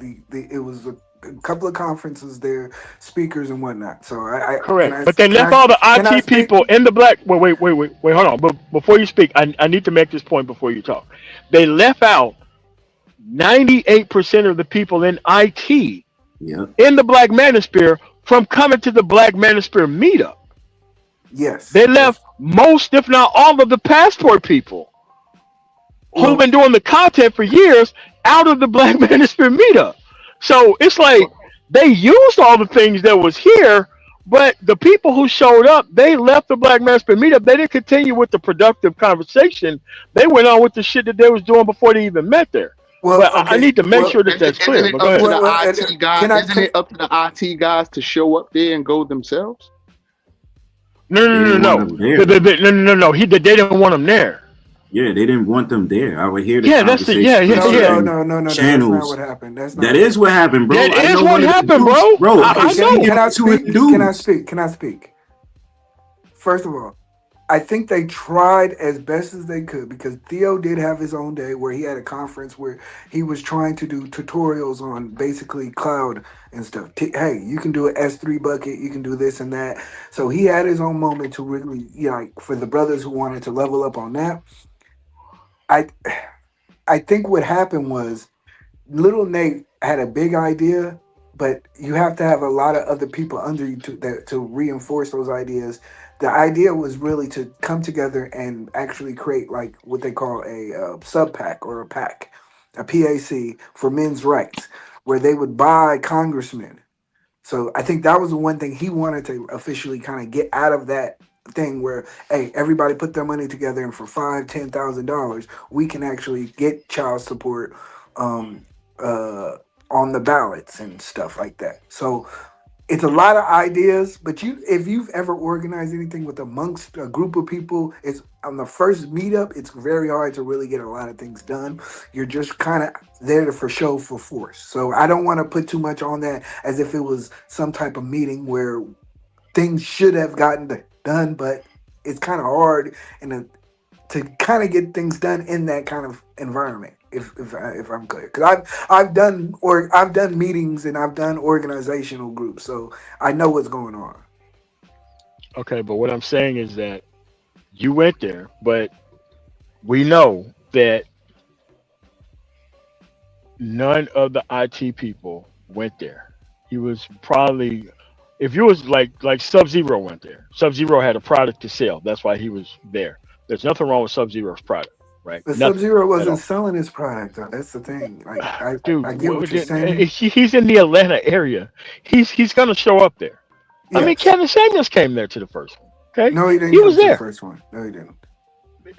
Dude, I there's was video there. of him walking through, shaking hands. He was there for a quick minute. He shook hands with people and he got out of there. He No, he wasn't did there for not. any type of presence. I can show you. Bro, I can show you. I can show listen. you. I I have can show seen the you a video of video. Kevin Samuels saying, "I didn't want to go because I didn't know what the environment was." I remember that. I remember everybody was wondering why he didn't show. He didn't show up. Like He did show up there. he didn't show He up. did. I'm telling you. I'm telling you Okay. that. Dude, there was video of him there walking through, shaking hands in the actual, in between an actual session. He came there. I'm telling you that he came I there. went live in between an actual session. He was not there. Oh, God. All right. So he was there. All right. So here's the other thing. He wanted to be the only IT person there for a reason. How many of these people that you personally know of who went to the first Manosphere meetup who went into IT because they went to that meetup? You would have to ask Theo that because Theo was basically saying, "Hey, Yeah, join I this could tell group." you. I could tell you the answer. Nobody. I could also not disagree with you on that, possibly. But you have to understand the draw for people to come to the meetup was the relationship people, not the IT people, not the talking about passports, none of that stuff. Theo Watt was just using these motherfuckers as a backdrop to promote himself within the actual space. It I was have a another scheme. question. Yeah, it was. And at the end of the day, there are IT recruiters in this space. You know that, right? Yes. How many IT recruiters have okayed Theo Watt's class or whatever he's doing? I wouldn't know because I don't keep up with Theo. I So know the answer is also zero. Like, this is a guy who also said that he took fishermen who do nothing about IT. They went through his course and now they're making over $100,000 a year. He said that. okay, but I don't know. Like I said, I don't personally watch Theo. I know, but this is the same person. Now, he doesn't have a problem paying for this shit. Okay? Just because you pay for something doesn't mean it leads to an actual outcome. So what I'm saying is that you saw what you saw when you went there. Yes. A bunch of relationship. Now, another thing, Mr. Jap don't fuck with the Manosphere unless he's being paid to be there. He don't invite motherfuckers up. He don't do any of that. He don't fuck with nobody in the Manosphere. He's only Manosphere when it suits him. Okay? And he was paid to go there. So shout out to him for going there. He was paid to go there. Otherwise, and guess what? Did you see a live stream with Theo Waff and Mr. Jap? Did you see that? Did you see one of those? No, I did not. Okay, why do you think that is? Because he only wanted to show to be paid. And if he wasn't there to be paid, he did not want to be around this lame ass nigga. As with all the rest of these dudes. Okay? Okay. So Hold it is a scheme. on. Just to Okay. address that. I'm actually surprised at the vitriol and the kind of stuff that's going on after the Manosphere because, like I said, I sat at a table with Jap, Obsidian's right there. Thai City was on the other side. Like everybody's cool. So after the fact, I don't know what happened. So if you're addressing something about like some issues, I don't know because at that Jap moment and in time, Obsidian got into it on a Bernard Raleigh show about how he don't fuck with these yeah, people. but that's happened after the fact. That happened. No. after the But fact. they never fuck with each other What was- before the fact either. What was the reason that they don't mess with each other if they wound up in the same spot? I mean, you did say because he got paid. Okay, fine. Yes, but to if be they don't there. mess Yeah, with to be there. if they don't mess with each other, why they? What was the reason why they don't mess with each other? No, I mean the thing is this shit was a resounding failure. Regardless of you being there, there was no follow through afterwards. There was no pack set up. These people went back to talking about women and trolling women and taking Shame, advantage blame, of and actual. explain. Yes. And I'm shocked that Ty City would even go to the first one because he was the one talking a whole bunch of shit about the Manosphere meetup. No one knew Ty City went to the first one. You are the first person to say Ty City went to the first one. Right. I have never heard that. I have never heard that Because here's the from thing. nobody. I never saw the image I never saw footage of Ty sitting over there. Me neither. And Ty was never even mentioned. Yeah, that's the first time I heard. Ty City is a tall motherfucker, man. Like Ty City ain't fucking dude. Ty City did not Wait, go to that, man. There's no Ty fucking way. City. Ty City Are we was talking there. about dark skinned Ty City? Ty City with the hat and the glasses. Yes, he wears the big hats. Yes, he was there. So No. I'm Logic. Okay, Logic spared Ty City. What is it like? What? Dude, Ty City could have not have fucking been there. No, I don't believe Ty City. No, he could. Hold on. I made a video, so I don't know I what find that hard to believe because it's a lot of us. Sub-Zero was there. Sub-Zero was there. I don't think Ty City would go to no shit like that. Yeah, Sub-Zero was there. Azrael the Daywalker was there because I seen them both in the same video. Yeah, so I do not think Ty City would have went to some shit like that. I don't. I could have sworn I met Ty City. Ty City's a short guy with a bald head. No, Ty City is 6'something. No, dude, Ty City is not short. Okay, No. I might be calling somebody. I might be calling somebody. You else probably Ty talk City. about Lil Big Nate, not him. No, definitely I'm not talking about Little Big Nate. Oh no. I know what you're talking about. I know what you're talking about. You're talking about Sir Tice. That's different than Sir Ty Tice, City. yes. Yeah, yes. That Okay. We got it straight. Okay, everybody, put your weapons away. Ty City didn't go to the first Okay, man meetup. yeah. Sir Tice, yes. Sir Tice went to most of them, I think. Sir Tice went to most of them. And when he started going to those Manosphere meetups, he started disappearing from the actual space. So, all right, it's Sir Tice. Sir Tice, yes. He has the bald head dude. So you're right. He is a shorter type guy, yes. No. Ty City's like a tall dude. No. Okay, my fault. All right, so no, that's cool, man. Hey, man, that's why we're here to have the conversation, so that way we make sure that we ain't getting no misinformation out there. So I don't want to have somebody clip this up and say some stupid shit and have there be a firestorm in space. It's not needed. It was brought up. We got it solved. We don't need to hear no bullshit about it outside of this. Okay, great. So, but the overall point that I'm saying is that I got to visually see the virtual manifestation of an online group. I don't have the same vitriol that a lot of people have because I say, okay, these are like regular people and they're not all like there were lawyers there, there were accountants there. So I actually get this space more than your average person would. You know, it's like that's why I don't really care as much to be like policing the Manosphere. I'm mad because I don't get included as a Manosphere channel because I think I do black male content just as good as anybody. But I get it. I gotta hate black women to do it, in my opinion. That's but what Black, that's the thing though. Just because it's a meetup don't mean that it's supposed to be progressive. You feel what I'm saying? Yeah, or productive, bro. Any nigga can sit there and put around in an event and be like, oh, us niggas met up and we doing something positive, when in reality, these niggas just want to talk about bitches all day, bro. They came right back out after that shit was over with, like Monday after the Sunday.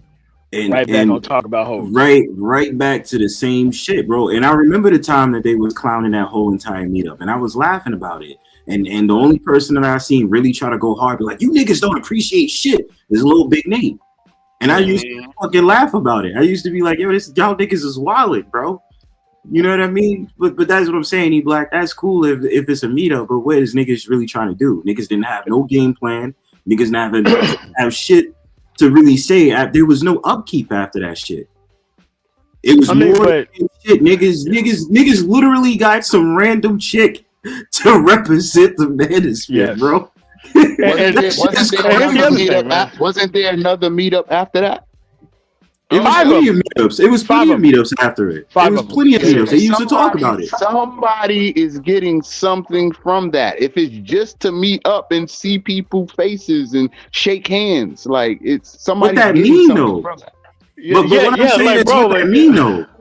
Yeah. Like I said, any nigga can put up an event and be like, yo, let's meet up in Atlanta and have a conversation centered around men and then go back to the same bullshit that they had before that meetup, though. That's what I'm trying to say. There's no upkeep, my nigga. There was no meeting up to create policy, There was no meetup to say, hey, Yeah. we're going to do this. We going to do that. We're going to talk about the But issues there's about. continuous meetups. So what? But they are So what? continuous It meetups. doesn't So matter what? though. It doesn't matter. Okay. It's 5 meetups. Hold on. You got 6 meetups. Where is your political action plan? Where Big J is will always this? say about policy. Right. I Maybe kept on telling you niggas. Maybe you need to go there and make it happen.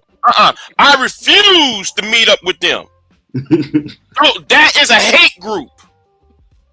And I'm getting tired of niggas like you telling me, or you need no, them niggas need to be gone. They need to be up and out of here. They are a problem. But they keep meeting up, but they need to be gone, but they keep meeting up though. No. Okay, well, let's talk about this meetup thing, man. Okay, so the meetup is you go to a liberal city. Paid. We already know. Wait, hold on. Okay.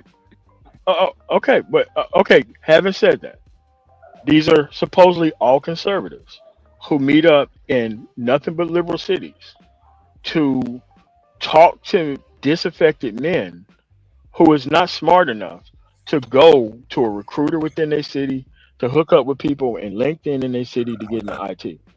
What do you think is easier? Waiting for a Manosphere meetup to come to your town so you can meet relationship motherfuckers, or you can actually go figure this stuff out yourself at college. You got recruiters, you got, you can go to Indeed, you can contact these recruiters. Dude, you could do a bunch of shit.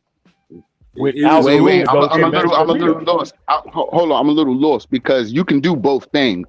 And my other thing is it strictly about IT? Because Big J just brought up a political aspect and rights and things. So they use IT as a scapegoat. Yes. So what they're doing is they're using, we're getting together to talk about passports and politics and all this shit, when all it is a backdrop to just promote Theo Waff as somebody that he is not within this space. Because Theo Waff does not have a channel. No channel, but he's paying for all other this niggas' shit. channels. You feel me? And I mean, it's easy to have a channel, have a repository of information.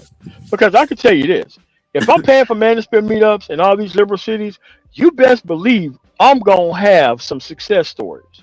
Yep. This person came to this meetup, they did this. And it's like the only people that he goes to promote this bullshit is, well, I'm not sure if Mr. Fantastic have done it lately, but just BGS. And we know BGS doesn't give a shit about black men getting their shit together with the dumb nigga Ask Me Anything and the It More Dailies with trolling women. That's the only content that he has.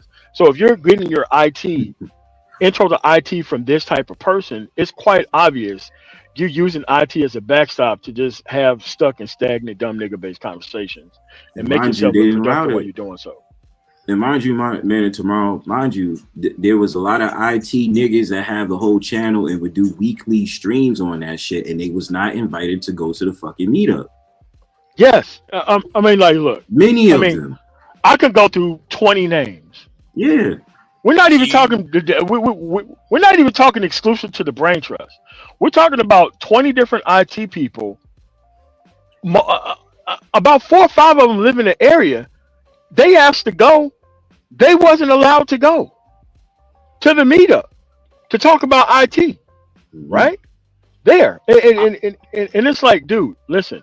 The problem was he wanted to be the big fish in a small pond. Because remember the Azrael the Daywalker fiasco after the first Manosphere meetup? See, people forget about that shit. Yeah. The whole, he was a receptionist. Yeah, I mean, he was there. He said he had all these job offers. People put up like $700 for him to actually prove his point. And turns out he just had job postings like you normally get job postings from all these IT recruiters. But he kept claiming like he lied on Sub-Zero, and turned out he didn't go to the class. But he did go to the meetup. He lied on Theo Waff. Supposedly he dropped out of Theo Waff's class. And this motherfucker still isn't in IT. And he went to the first Manosphere meetup. That's a very specific example of a person who went to that Manosphere meetup. We're 6 years later, and he still ain't in fucking IT. That's one person that we know of. If you pay for all of this shit, and you have these so-called people, fishermen, and all this other shit that you get to 6 figures, dude, there need to be some success stories, man. At the end of the day, look, you can go out there, look, renting a hotel lobby or conference rooms in a hotel is not a hard thing to do. Okay? Really not difficult, really not hard, but you can't claim all this bullshit is going on there, and then when you come back, the content don't change. It was a photo op, my nigga. Yeah, I don't give a fuck what nobody said. It is a photo op. A lot of people came there, and guess what? There's always this kind of silence period after a Manosphere meetup. Like after you go to a Manosphere meetup, and then there's this silence for like 3 months. Because people feel hoed, played, and fucking had when they go to these actual events and they don't get shit out of it. Because there is no, I'm going to not spend my time around productive people on YouTube. I'm going to go to one Manosphere meetup. Some dude is going to handhold me through a couple IT courses, and then I'm going to be a 6-figure dude so that way I can afford to be with these women that we talk about. None of that shit happened, bro. None of it. None of it. Period. Savage, G. And I want these dudes to get their shit together so that way they're not being made a fool out of by these old failures. Keep in mind what my plan is. My plan is for these dudes to not be dependent on hanging out with these weird ass old motherfuckers online forever. I want these people to go get their shit together. I really do. But I really want them to stop lying about what they're fucking are actually a part of when they are a part of it. Like, you can't say that this red pill shit helped you get a bitch. That's not true. Most of these dudes are hanging out with men online 4, 5 in the fucking morning talking about bitches rather than fucking going out there and doing premier chasing bitch hours. 10-hour panels about failures in life. Right. That's what I'm saying, man. This shit is diabolical, bro. Like 10-hour panels, bro, on a Friday night. I said, bro. During premier bitch chasing hours, these dudes are like hanging out with men. It's like, yo, really? Yeah, that's crazy. It's so bad they poisoned the mind of some dude, and now he out here talking about child support, and he ain't even got no kid. He ain't got no kids. He ain't got no access kids. to a bitch. And he talking about child support an issue. Talk about child support, he even got no kid, no experience, no fucking nothing, man. Nary dipped his pinky finger in some coochie. He already talking about exactly. Yeah, I mean, come on, man. Like, come on, saying that he's sitting up there talking about, oh, I am red pill, and I said that's another thing. That red pill shit has been poisoned because now dudes just thinking red pill is about correcting chicks and this, that, and third. Like, yo, bro, it was all. But red pill was like Red Pill was like the first like FBA and ADOS, man. Like that's what that shit was, man. That's what it was, man. It was the first ADOS and FBA based conversation, man, where they wanted to be part of a different group of people that didn't have a fucking track record, and that's what it was, bro. And I don't try to correct motherfuckers. I'm like, hey, man, the shit was called home training back then. Like I don't see how you cannot have women, but you hanging out with men who tell you that he's a MGTOW monk online. He tell you that shit, right? Who used to run a channel called BGS for women to help women get, you know, he was trying to do the same shit that Kevin Samuels ended up doing. Was, you know, talking to ran-throughs who fucking did not know how to poor pussy management, and he was gonna give them some games so that way she can go and create yet another kid with a fucking dude with no fucking experience. The dude was organizing car crashes, bro. But you know.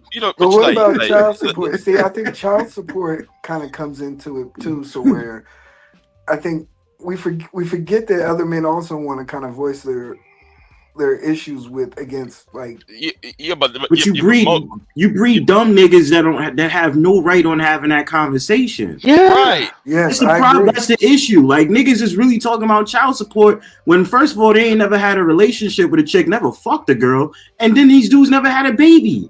It'd be weird for me as Brownsburg talking about child support. Let's really talk about the child support. A lot of that child support argument has been solved 6 years ago. Okay, we got we solved it in my state. Right, right. We solved it in my state. That's censorship of the child. Right. My problem with your boy BGS, right? Of fraternal fraud. Yeah, I mean, we went ahead and we saw some legislations in in Tennessee. I asked your boy BJS, okay, BJS, who wrote that bill? Who passed that bill in Tennessee? You couldn't even name. He couldn't even name the man who wrote the bill and got it passed. You see what I'm saying? And that's ain't the first time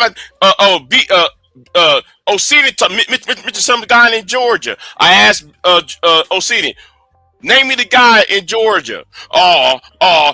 You don't hear no name of no state senator, no state rep, no judge. They just dare to talk. While people like, well, let me be quiet. While some of y'all in this space believe fraternal fraud is still an ongoing issue when it's been solved years ago. And y'all keep eating up that child support issue. Child support issue has been solved in most states. So stop bringing it up when it's already solved, and stop going to that fat nigga over there, that Dr. T. Son Johnson, talking about we need a financial abortion.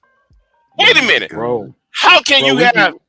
Bro, we talking about a 400-pound dude who calls himself a masculinist, bro. The whole fucking world's on fire. This nigga is doing reviews on Waiting to Exhale, nigga. That's the latest thing he posted on this community tab. Who the fuck you think he talking to, man? But my whole point of bringing that up is that there is a segment of men who have paternity, father, legal issues, and then you're also talking to those men are talking to the men who don't have kids, but then you're also talking to divorced people who've been burned. So it's like a clusterfuck of just multiple segments of men's, which goes under men's rights, right? Let's be honest about it. But there's men's action afterwards, man. Like these dudes are making it look like I ain't got a bitch because child support ain't fixed. Okay, what's wrong with child support? I don't know. I'm just using another nigga story. It's like, nigga, right? You gotta get your shit together to get a bitch to actually have sex with him to actually motherfucking go do something, and they're like, no, I'm just gonna stop asking that complain about bitch, and it's like, what the? It's complain and just come up with content for the sake of it, and that's the issue. It's just really embarrassing when you see a nigga that don't have no experience with women but get on there and talk about child support. Like, nigga, who are you? You feel me? Like you can tell the story ain't his, right? What? Bro, it's they growing up online. They're growing up online with no fucking experience. Dude, there's a whole incels out here, bro, and they're sitting up there thinking that they have they're incels trying to have a conversation like they're not incels. And then other niggas that's having 10-hour panels, and then niggas that's having 10-hour panels talking about I can't get a bitch and you in your fucking 50s, my nigga. Make that shit make sense though. In their 50s, 4 o'clock in the morning, talking to random niggas from across the planet about bitches. That shit is different, my nigga. Fucking bitches. It's just like, bro, the prime pussy chasing hours you spent up here with an old nigga who called himself a MGTOW monk.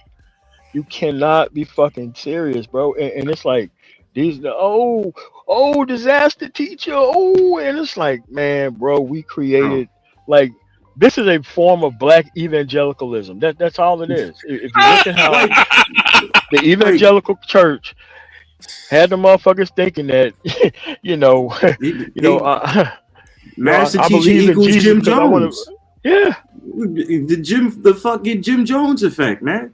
10-hour panels of a fucking circle jerk, bro. That shit is diabolical. These dudes want to drink that Kool-Aid and have them fucking Nikes on, man. Dude, they waiting on the fucking call order, man. They waiting on I can't believe you have a full-ass panel of niggas that dead ass are complaining. And a chick come on there, women. And it just be like, bro, like, are y'all, what's y'all house looking like? They try to fight every fucking woman they come across. Every woman, not even up there 5 seconds. And this woman has to answer for every other woman in history throughout time that did them wrong. She ain't even been there 5 minutes. She got to answer all these questions. And you think these dudes ain't chasing the pussy off in real life? Out of here. Right. What are you talking about?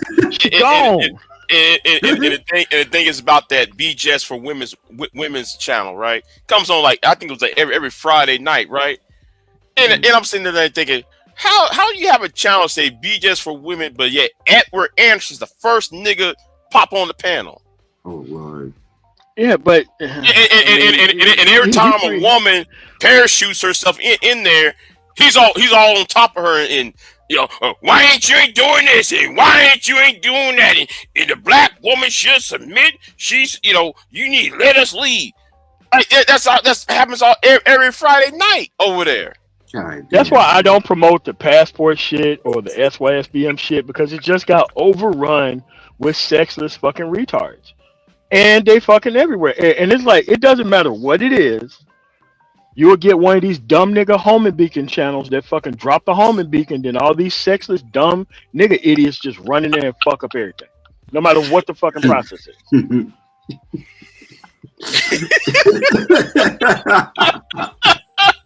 Next thing you know, you got to flee the Manosphere. You got to leave SYSBM. You got to leave Passport, bro. No matter what it is, somebody brings the homing beacon in and set that shit off.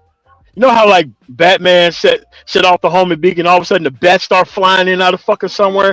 That's what happens to all these fucking concepts. Every time. It does. It never fails, bro.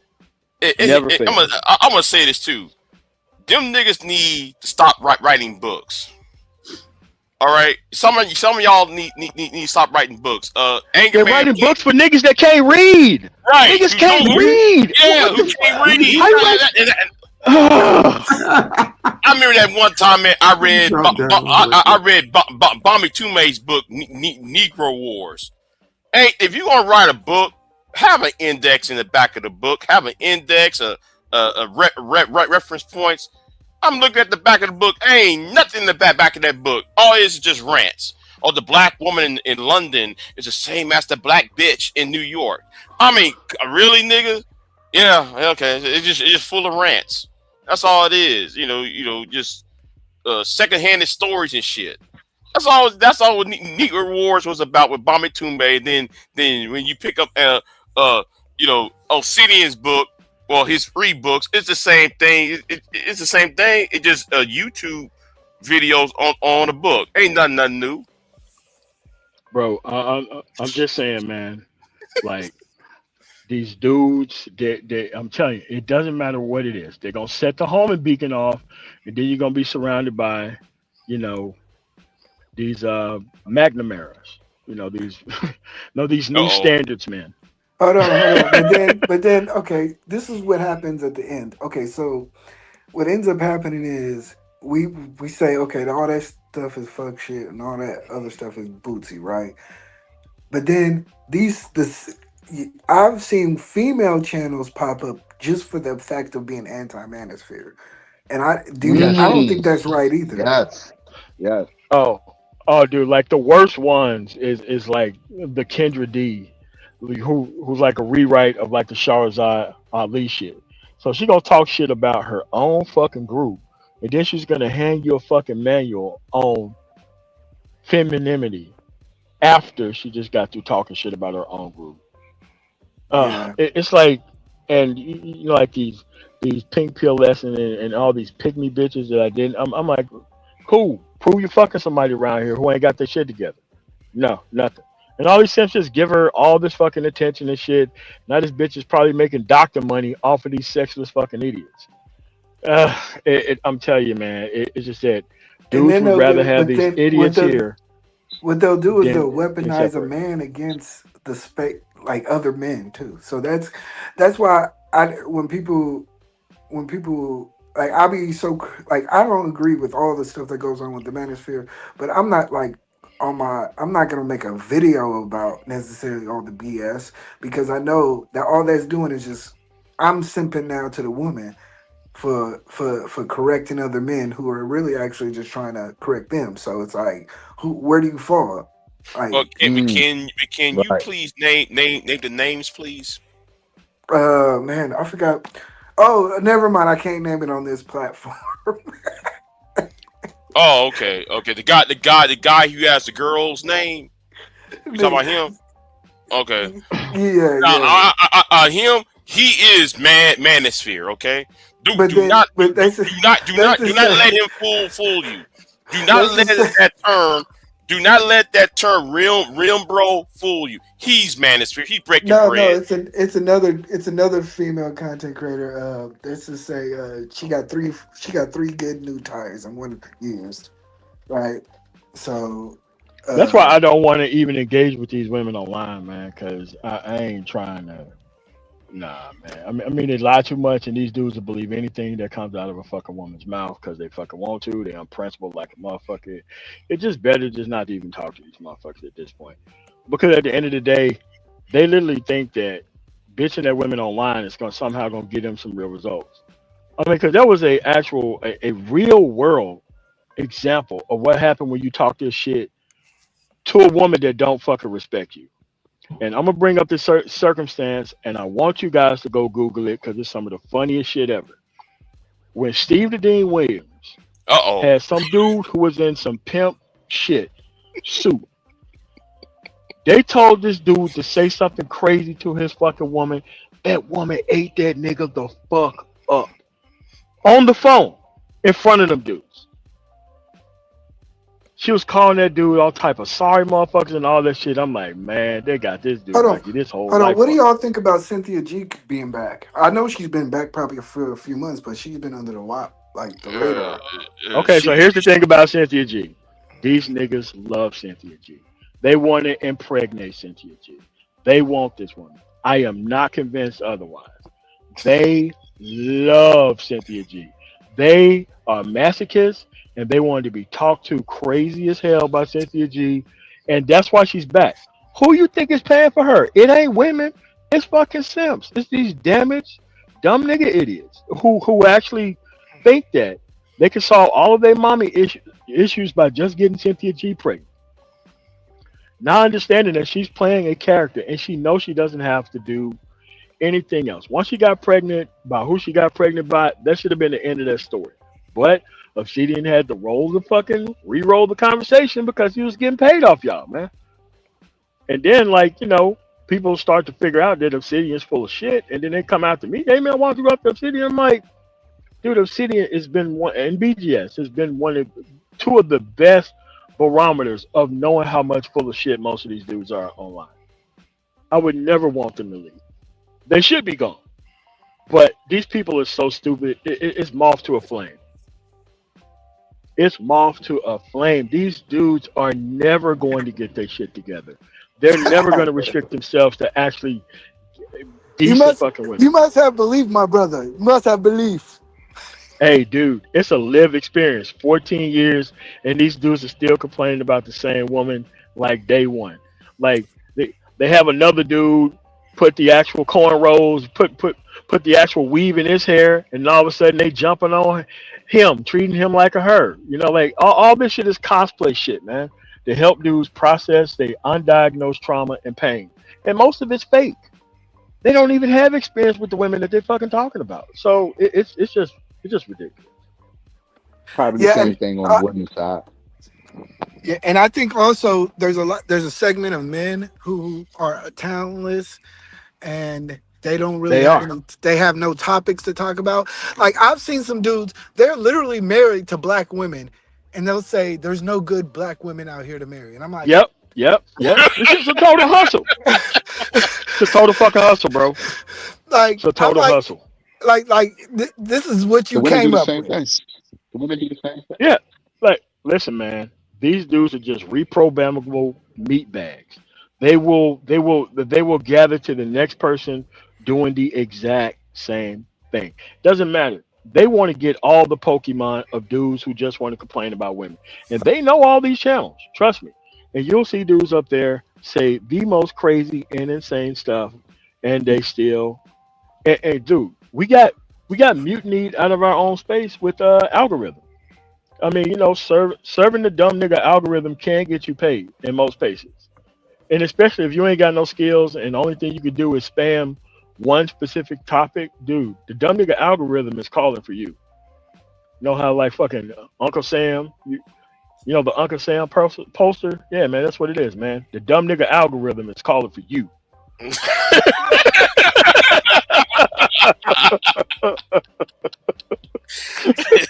So MOT, how do I know I'm in the dumb nigga algorithm? What are the signs? Nah, bro. Like, dude, I'm in the dumb nigga algorithm and I can't get out of it. Dude, I, I talk about shit about trucking. You know who called me about the shit? Indians and Arabs and everybody else. Nobody black. That's when you know you're in the dumb nigga algorithm. You can talk about some shit of substance and nobody fucking listens. That's how you know you're in the dumb nigga algorithm. Right. Mm-hmm. But Yes, speaking about the dumb nigga algorithm, right? I'm still anti. I gotta say, anti. I appreciate what you said though the other day, but I you know how people are fake, right? How can you? You know what? I'm gonna leave that alone. Because it's really on the women though. I used to be mad at that nigga Jay Prince, but it's the women I got a problem with because they prop that bitch nigga up. But anyway, that's a whole other story. I ain't gonna go in that. I mean, you leave that alone.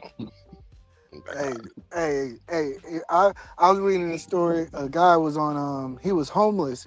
It was on 85 South. The dude was saying that he was at a homeless shelter and a female was getting snuck into the homeless shelter in a suitcase.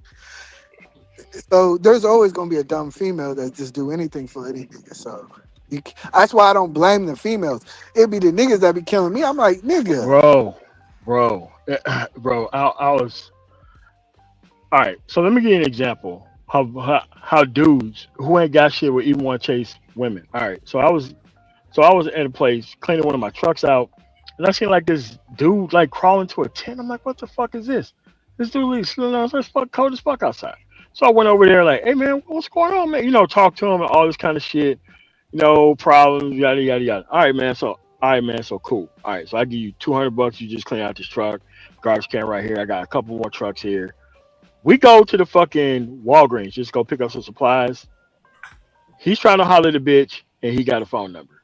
I took that nigga right back to his fucking tent. You don't have a phone. How are you hollering at bitches, and how did you get a phone number? Why would this working class woman give this nigga who obviously ain't shit a phone number? And I'm like, you know what? I'm trying to help the wrong nigga. And that's how you got to be at this point. At this point, most of these dudes, they hate and they want to replace actual traditional men. They can't because they ain't got no money and they don't know how to run shit or do anything because they think that they're gonna talk this community shit. They're gonna, have sex with obviously a woman who would take anyone at that point, and then they're gonna get somebody else to come raise the children. I know you cooking, and I'm gonna give it right back to you. I just got off the line with a client. Got to read this super chat, and I'm gonna chime in on what you said too.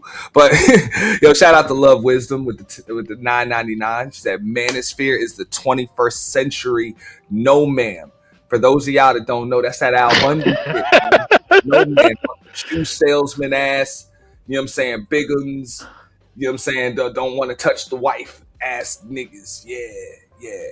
Nah, but I agree with you. But they get no ma'am though. Exactly. They get no ma'am. They're not even with a woman. Yeah. It's bad. It's extremely bad. That's why a lot of them are living vicariously through an Anton Daniels right now. But also people forgot about, like, people just totally negate the intangibles of what it is to be a man. I had this argument, not even an argument, but it's more of a conversation with the dudes, last week when they're like, oh, well, Anton's the standard, you know what I'm saying? He's only got one child and he's married and no kids out of wedlock and he makes a certain amount of money. I'm like, that's the tangible shit, bro. What makes you a man is the shit that you can't buy. It's the shit that you can't buy. And money and success is a byproduct of that. But these dudes think that the tangible shit is what actually gives you your substance. And I'm like, y'all fellas got a lot to learn. Damn sure really shouldn't be up here teaching. Damn sure shouldn't be. But that's just my opinion on it. But the thing is that, Auntie, most of these dudes come on here to do this because, dude, there's a lot of dudes that's just circling the drain. They're looking to be taken advantage of. They're looking for their time to be wasted.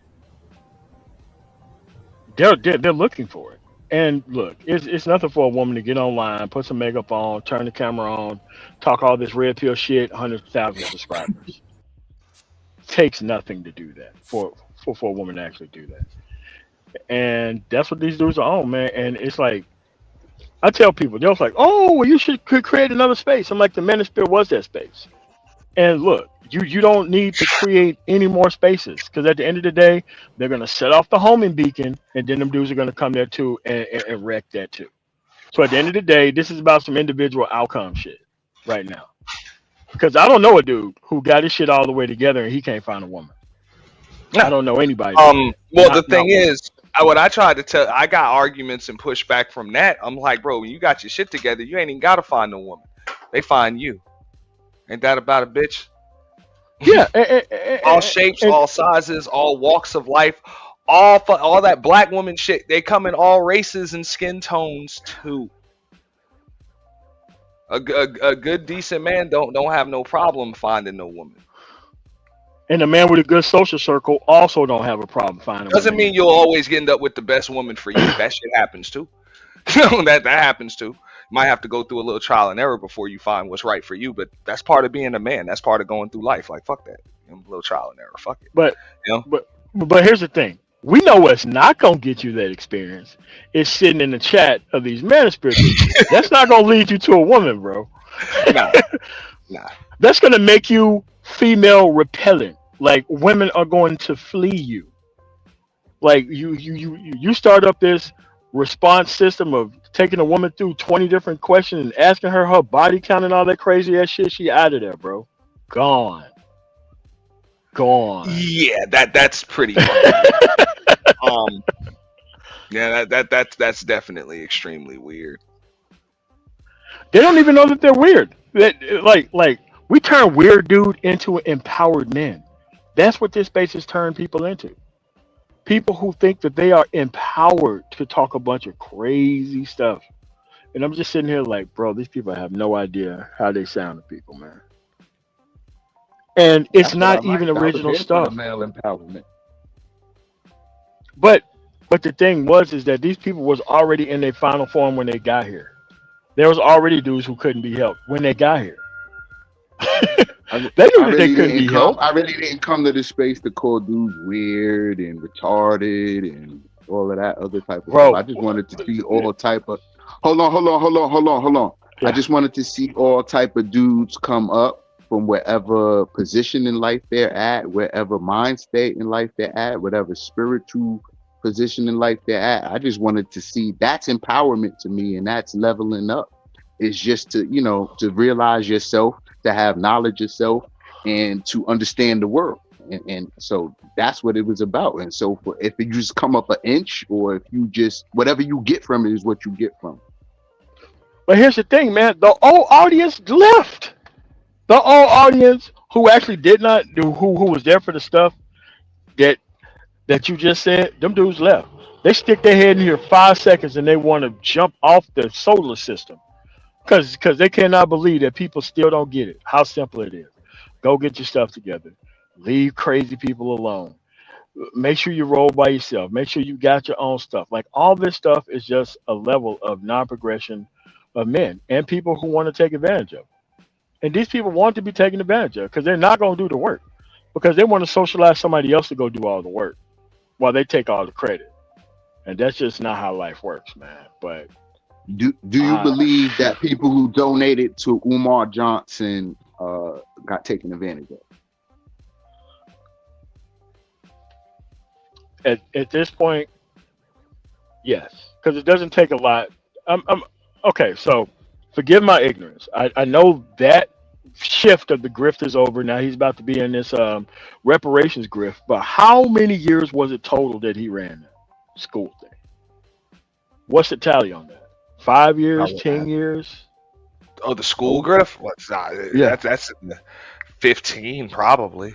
God damn, are you That goes back serious? 15, 16. That goes back to what, Oh 2010? God!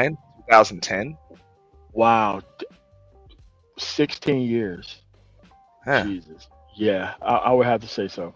And he put himself in a position to where I'm not going to answer any questions except for the people who donated. But it's like, But dude, if we had to go on the low end, I would say at least 10.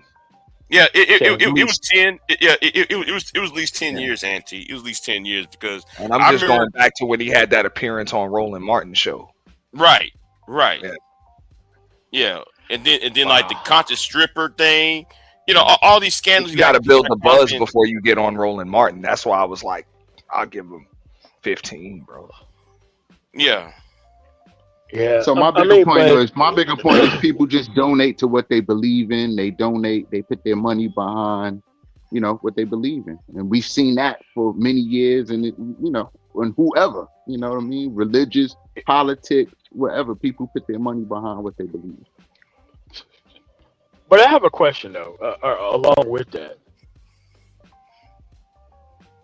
The concept could have been good.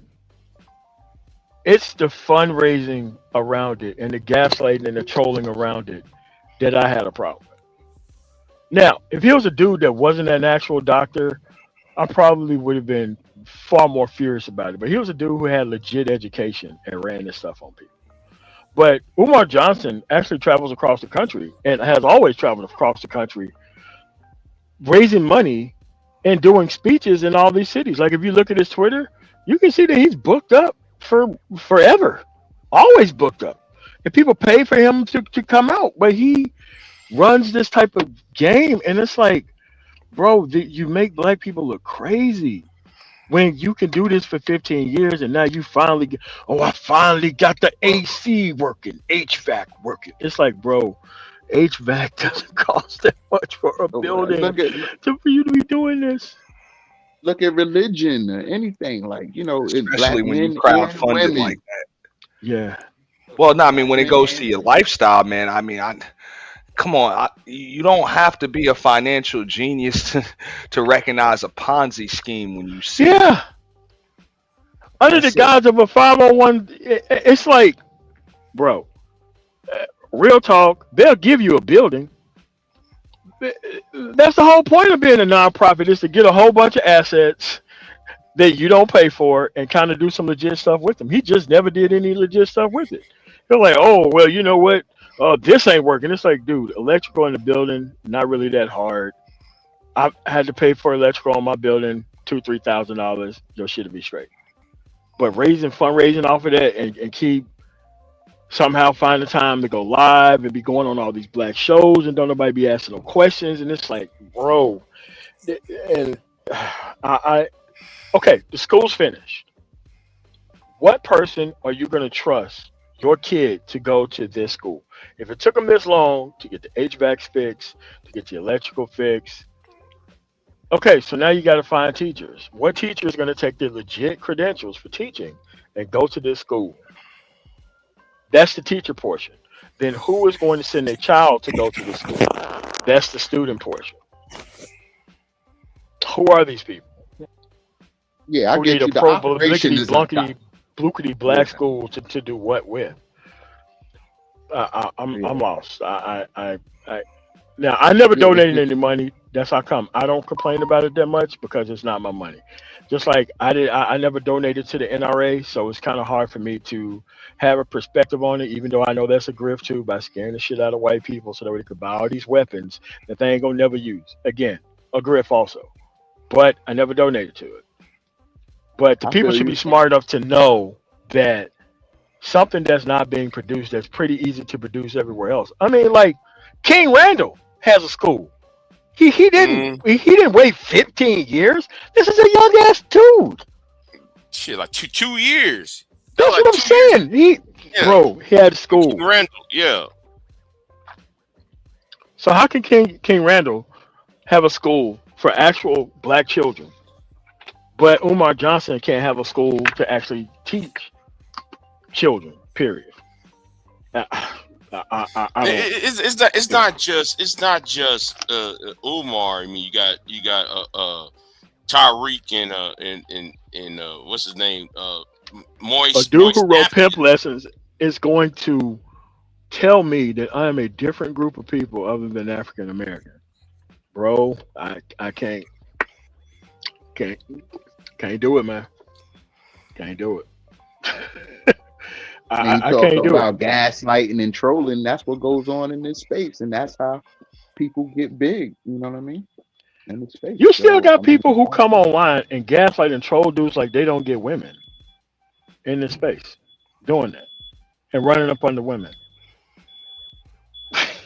Bro, it's like, dude, we've seen this already. And it's like some talented gutter bucket type stuff, man. But at the end of the day, these people have got to have some sense to see it coming. And I think I know how wrong it sounds and I know how bad it is, but my grandparents was on some don't help weak children and don't help weak ass adults because they're going to walk in and waste your time. And there has been so many times that I've been part of nonprofit organizations. You get it off the ground, you got a good mission. You know what happens? Everyone want to bring their hardest head, dumb nigga children in here to come fuck up the whole group because we just can't keep on some being on some productive shit, creating a different class and culture of people. We got to start scraping the bottom of the fucking barrel bucket before we can do some shit. And people got to learn that do not get your shit over sabotaged or over leveraged on some shit like that. I've been part of a lot of nonprofits, and that's what happened. The Manosphere people came here, people was getting their shit together, they was connecting with people behind the scenes, and then it turned into entertainment. yeah, definitely. Now everybody got to just learn and adapt to that, to know how to profit off of that. No. They are profiting off it. That's the whole thing. Like there's no progression for the people that they're serving, but they're personally profiting off of it, which is, sick and twisted to me. But that's The new people coming in are going to be paying attention to that entertainment factor, and they're going to want to know how to, you know what I'm saying, put their thing together. Correct. And the only thing you got to do is just deny the history because nobody holds you responsible for not knowing it. Right. I mean, dude, you can come in here and just open up. They coming in not knowing the history. They just see the entertainment and the money moving, and they want to get right to that. Yeah. Which is correct. What you got to do is just say, I'm just doing it on my channel. Why are you telling me what to do? Yeah, like, this is my house. This is my, you can't tell what you're doing. My house, I'm like, dude, there's been plenty of people been punched in the face, shot, and even killed in their own house for being on some bullshit. Plenty throughout history. But what I'm saying is, man, listen, you cannot use these other people not getting their shit together. It's an excuse for you not to get your shit together. Like right now, I listen to them and then I straighten them out. Okay, cool. You got this shit off. We need to take some fucking action. What? You need to wait a week, 2 weeks? Because next time I see you, we gonna be taking some action. And if you ain't trying to take no action, you could just block my number. That's what I'll be on now. I'm ready to go. I'm ready to give you this information. I'm ready for you to actually let this nonsense go because there is no, I need to stay tethered to this other nonsense while I get my stuff together. I'm like, dude, that's the perfect way to not get it together. Okay? You got to drop this stuff and get your own stuff together. Because I know how I was in Mississippi, not having a future, not taking school seriously. Shit. As soon as I passed the ASVAB and I was going to the Air Force, grades went up dramatically. Got out of there at 17, completely turned my life around, all that kind of other stuff. It did not start off like where I'm at right now. It is a long, dude, the mind state come way before the actual benefits of it. But a lot of people think that they're going to add principle later, and life don't work that way, man. It don't.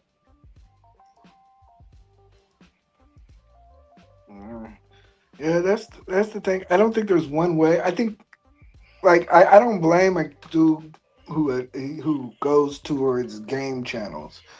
I don't blame a dude who goes towards, even pro-black spaces. It's like we all, but I think the overall goal should be, I don't like the fact that we can't critique each other, but then also get critiqued and act like bitches about you getting critiqued. That's the part that I don't like. If you got some faulty shit, but you want to call out other people, I should be able to call you out, and I don't like that. I mean, man, like I came in having a channel because I said I wouldn't hire child support dudes. That's how I got the channel. I went on BGS's platform and I seen these dumb niggas talking. I'm like, and this is why I don't hire child support niggas. and motherfuckers blew the fuck up on that shit. And then I had to fucking apologize because I didn't know how to negotiate that obstacle. And then I found out how to negotiate the obstacle, and then it really didn't matter anyway because nobody wanted to, go through that type of scrutiny. Because I didn't know how to do it because like in the transportation industry, you get pulled in the weigh stations, they run your fucking shit. Your fucking license suspended, that truck is at the weigh station. You talking about $5,000-$6,000 getting that shit out of there, and you got to get this dude out of jail and all that kind of other shit. Now you waste about $80,000-$90,000 a year doing that shit. You don't want to fuck with child support dudes like ever because it's the same bullshit every time, right? And then I changed the system up to where I'm like, look, I'll just get her information, and whenever you ain't acting right, she'll just give me a call, and then I'll call you. Because if I find out that your fucking license is suspended because you ain't paying the shit like you supposed to, or you ain't coming through and doing all that shit, at least I'll hear from her, right? But like dudes don't want to be on that type of management time like that. A lot of people do, but most of them don't. And I just, it's just a trial and error. I came out and said some wild, stupid shit, but I had to admit that I was fucking wrong, and I made some changes. Wait, you was a slave catcher? Bounty hunter, yes. Oh man. Yeah. You were slave catcher. Okay. Yeah, well, yeah, that's what it is. You were literally Paul. You literally saw turning into Paul. Man, that's crazy. Yeah. You're the first motherfucker ever said shit, man. You're fucking slave catcher. I got exactly what you're talking about. Yeah. Yeah, man. But I only limited myself to certain shit because most of the people was child support related, and I really didn't like going out to child support motherfuckers. But like people who actually did some shit, like real shit and skill bill, oh man, I was all in for that shit. Yeah. But that's what it is, man. Yeah, man, don't waste your time on these people, man. These people are entertainers first. They're here for the money. Whatever's gonna bring most of the money in. They're not principled. Stop expecting them to be principled. I just stay away from them. It's too easy to stay away from. And these days, it's too easy to stay away from them. I'm trying. My community has no room for people who don't have their stuff together. For men who complain about women and ain't got a woman. Dudes who ain't got a job. Dudes who not career minded. Dudes who don't want to participate in the political process. I have no room for these people. None. And I'm not going to make any. I'd rather deal with stuff that's productive and work. That's how my community rolls. Like that. Your kid ain't working, we're going to go find your kid a job. Don't want to work there, we're going to find your kid some skills. Either way, your kid going to be doing something. Sitting here playing the Xbox, all you thing I do is call us. Now, we take them out on some jet skis, and all of a sudden, we just talk to them, man.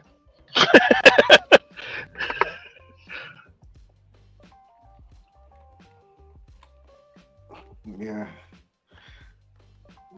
What you got, Ant?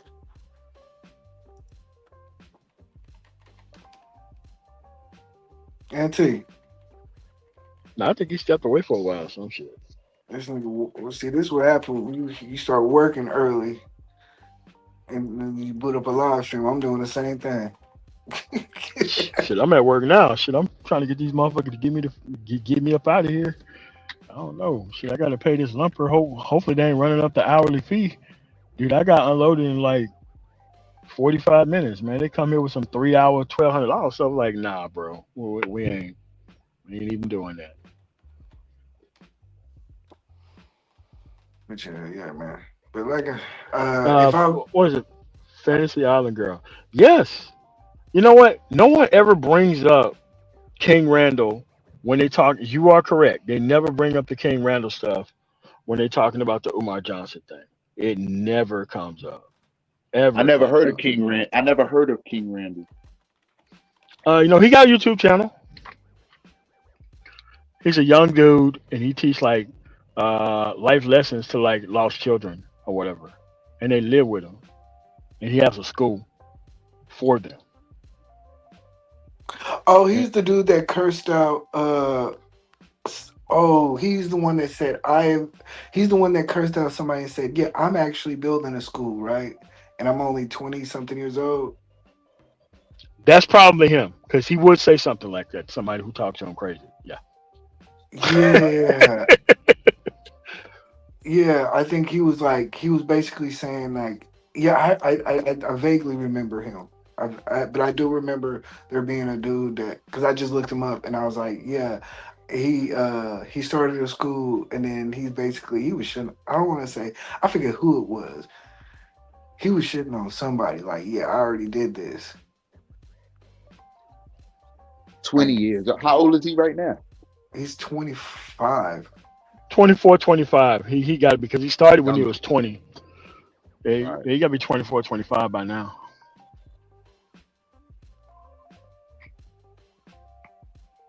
Look, he came out here, had vision and a plan. He was going on places. He did interviews. People donated money, got the school open. And look, I mean, there's a lot of stuff that, some moves that he shouldn't have made. But at the end of the day, that young dude went out there and he did it. No fundraising, no trips across the country. He just went there and did it.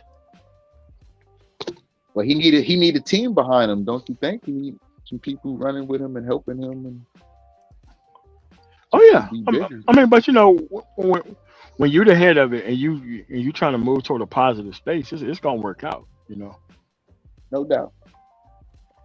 But like a lot of these people, they want to keep the money coming in, and they want to re-perpetuate the need to keep, rolling other places. So, having these conversations like Umar, like he got 2011 things booked for him to go places,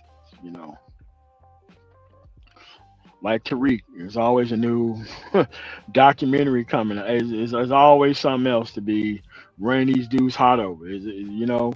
Trying to find conversations to have discussions with Africans that don't need to be had, man. I don't care about people who just don't want to work with me. Yeah, nah, I'm not doing that. I know in the black community, and information and imagery has always been important ever since we've seen the picture of a black Jesus or things like that. So getting it from that perspective is really important to a lot of black people. Man. They believe in that. I think you could change that perspective, though, man. Being a polarizing figure. Yeah. Well, I hear you, and that's admirable. That's what's up. That's what's up. That's what's up. Hey man, listen, man. I'm from Mississippi, bro. Bro, I didn't have it in a lot of categories before I went to the military, dude. I didn't know how woefully lost I was until I got around grown ass men who would beat your ass in a heartbeat if you messed up anything. They wasn't having it. Yeah, I mean, men, like, we don't tolerate no excuses, right? We don't want to hear nothing like, nah, you got to get to that and do that. Like, there ain't no way out. Like, you got to go through it. You know what I'm saying? That's the realest. That's what a father is, right? We all have fathers and grandfathers. Ain't no way out of this. I said move that from over there to over there. You know what I'm saying? Don't think about nothing different. Don't try to, you know what I'm saying? You know what I'm saying? Formulate new thoughts and things. Get this done. Nah, man. And ain't no excuses in it. Hey, man, you could be as bad as you want to, dude. You ain't about to whoop 20 dudes, man. Not gonna happen. I've seen a lot of people who thought it was gonna happen. You get through like 2 of them. Like, yeah, all right, man. I told you. You're gonna have to do it. Now you got to do it with a bloody nose. Now you got to do it with a black eye. Yeah. That's a controlled environment, though, where men are holding men accountable, right? And no man can get out of line, and that's gonna mess up the whole truth. So everybody got to be on the same page, and you know what I'm saying. We're gonna make sure we all get there, or you can't be here.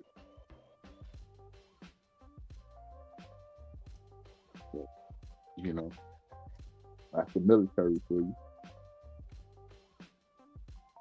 Yeah, man. Hey, y'all, let me do some work before I'll be on these live. If y'all see me on these lives starting to do some rage bait stuff, y'all know I got fired. So let me get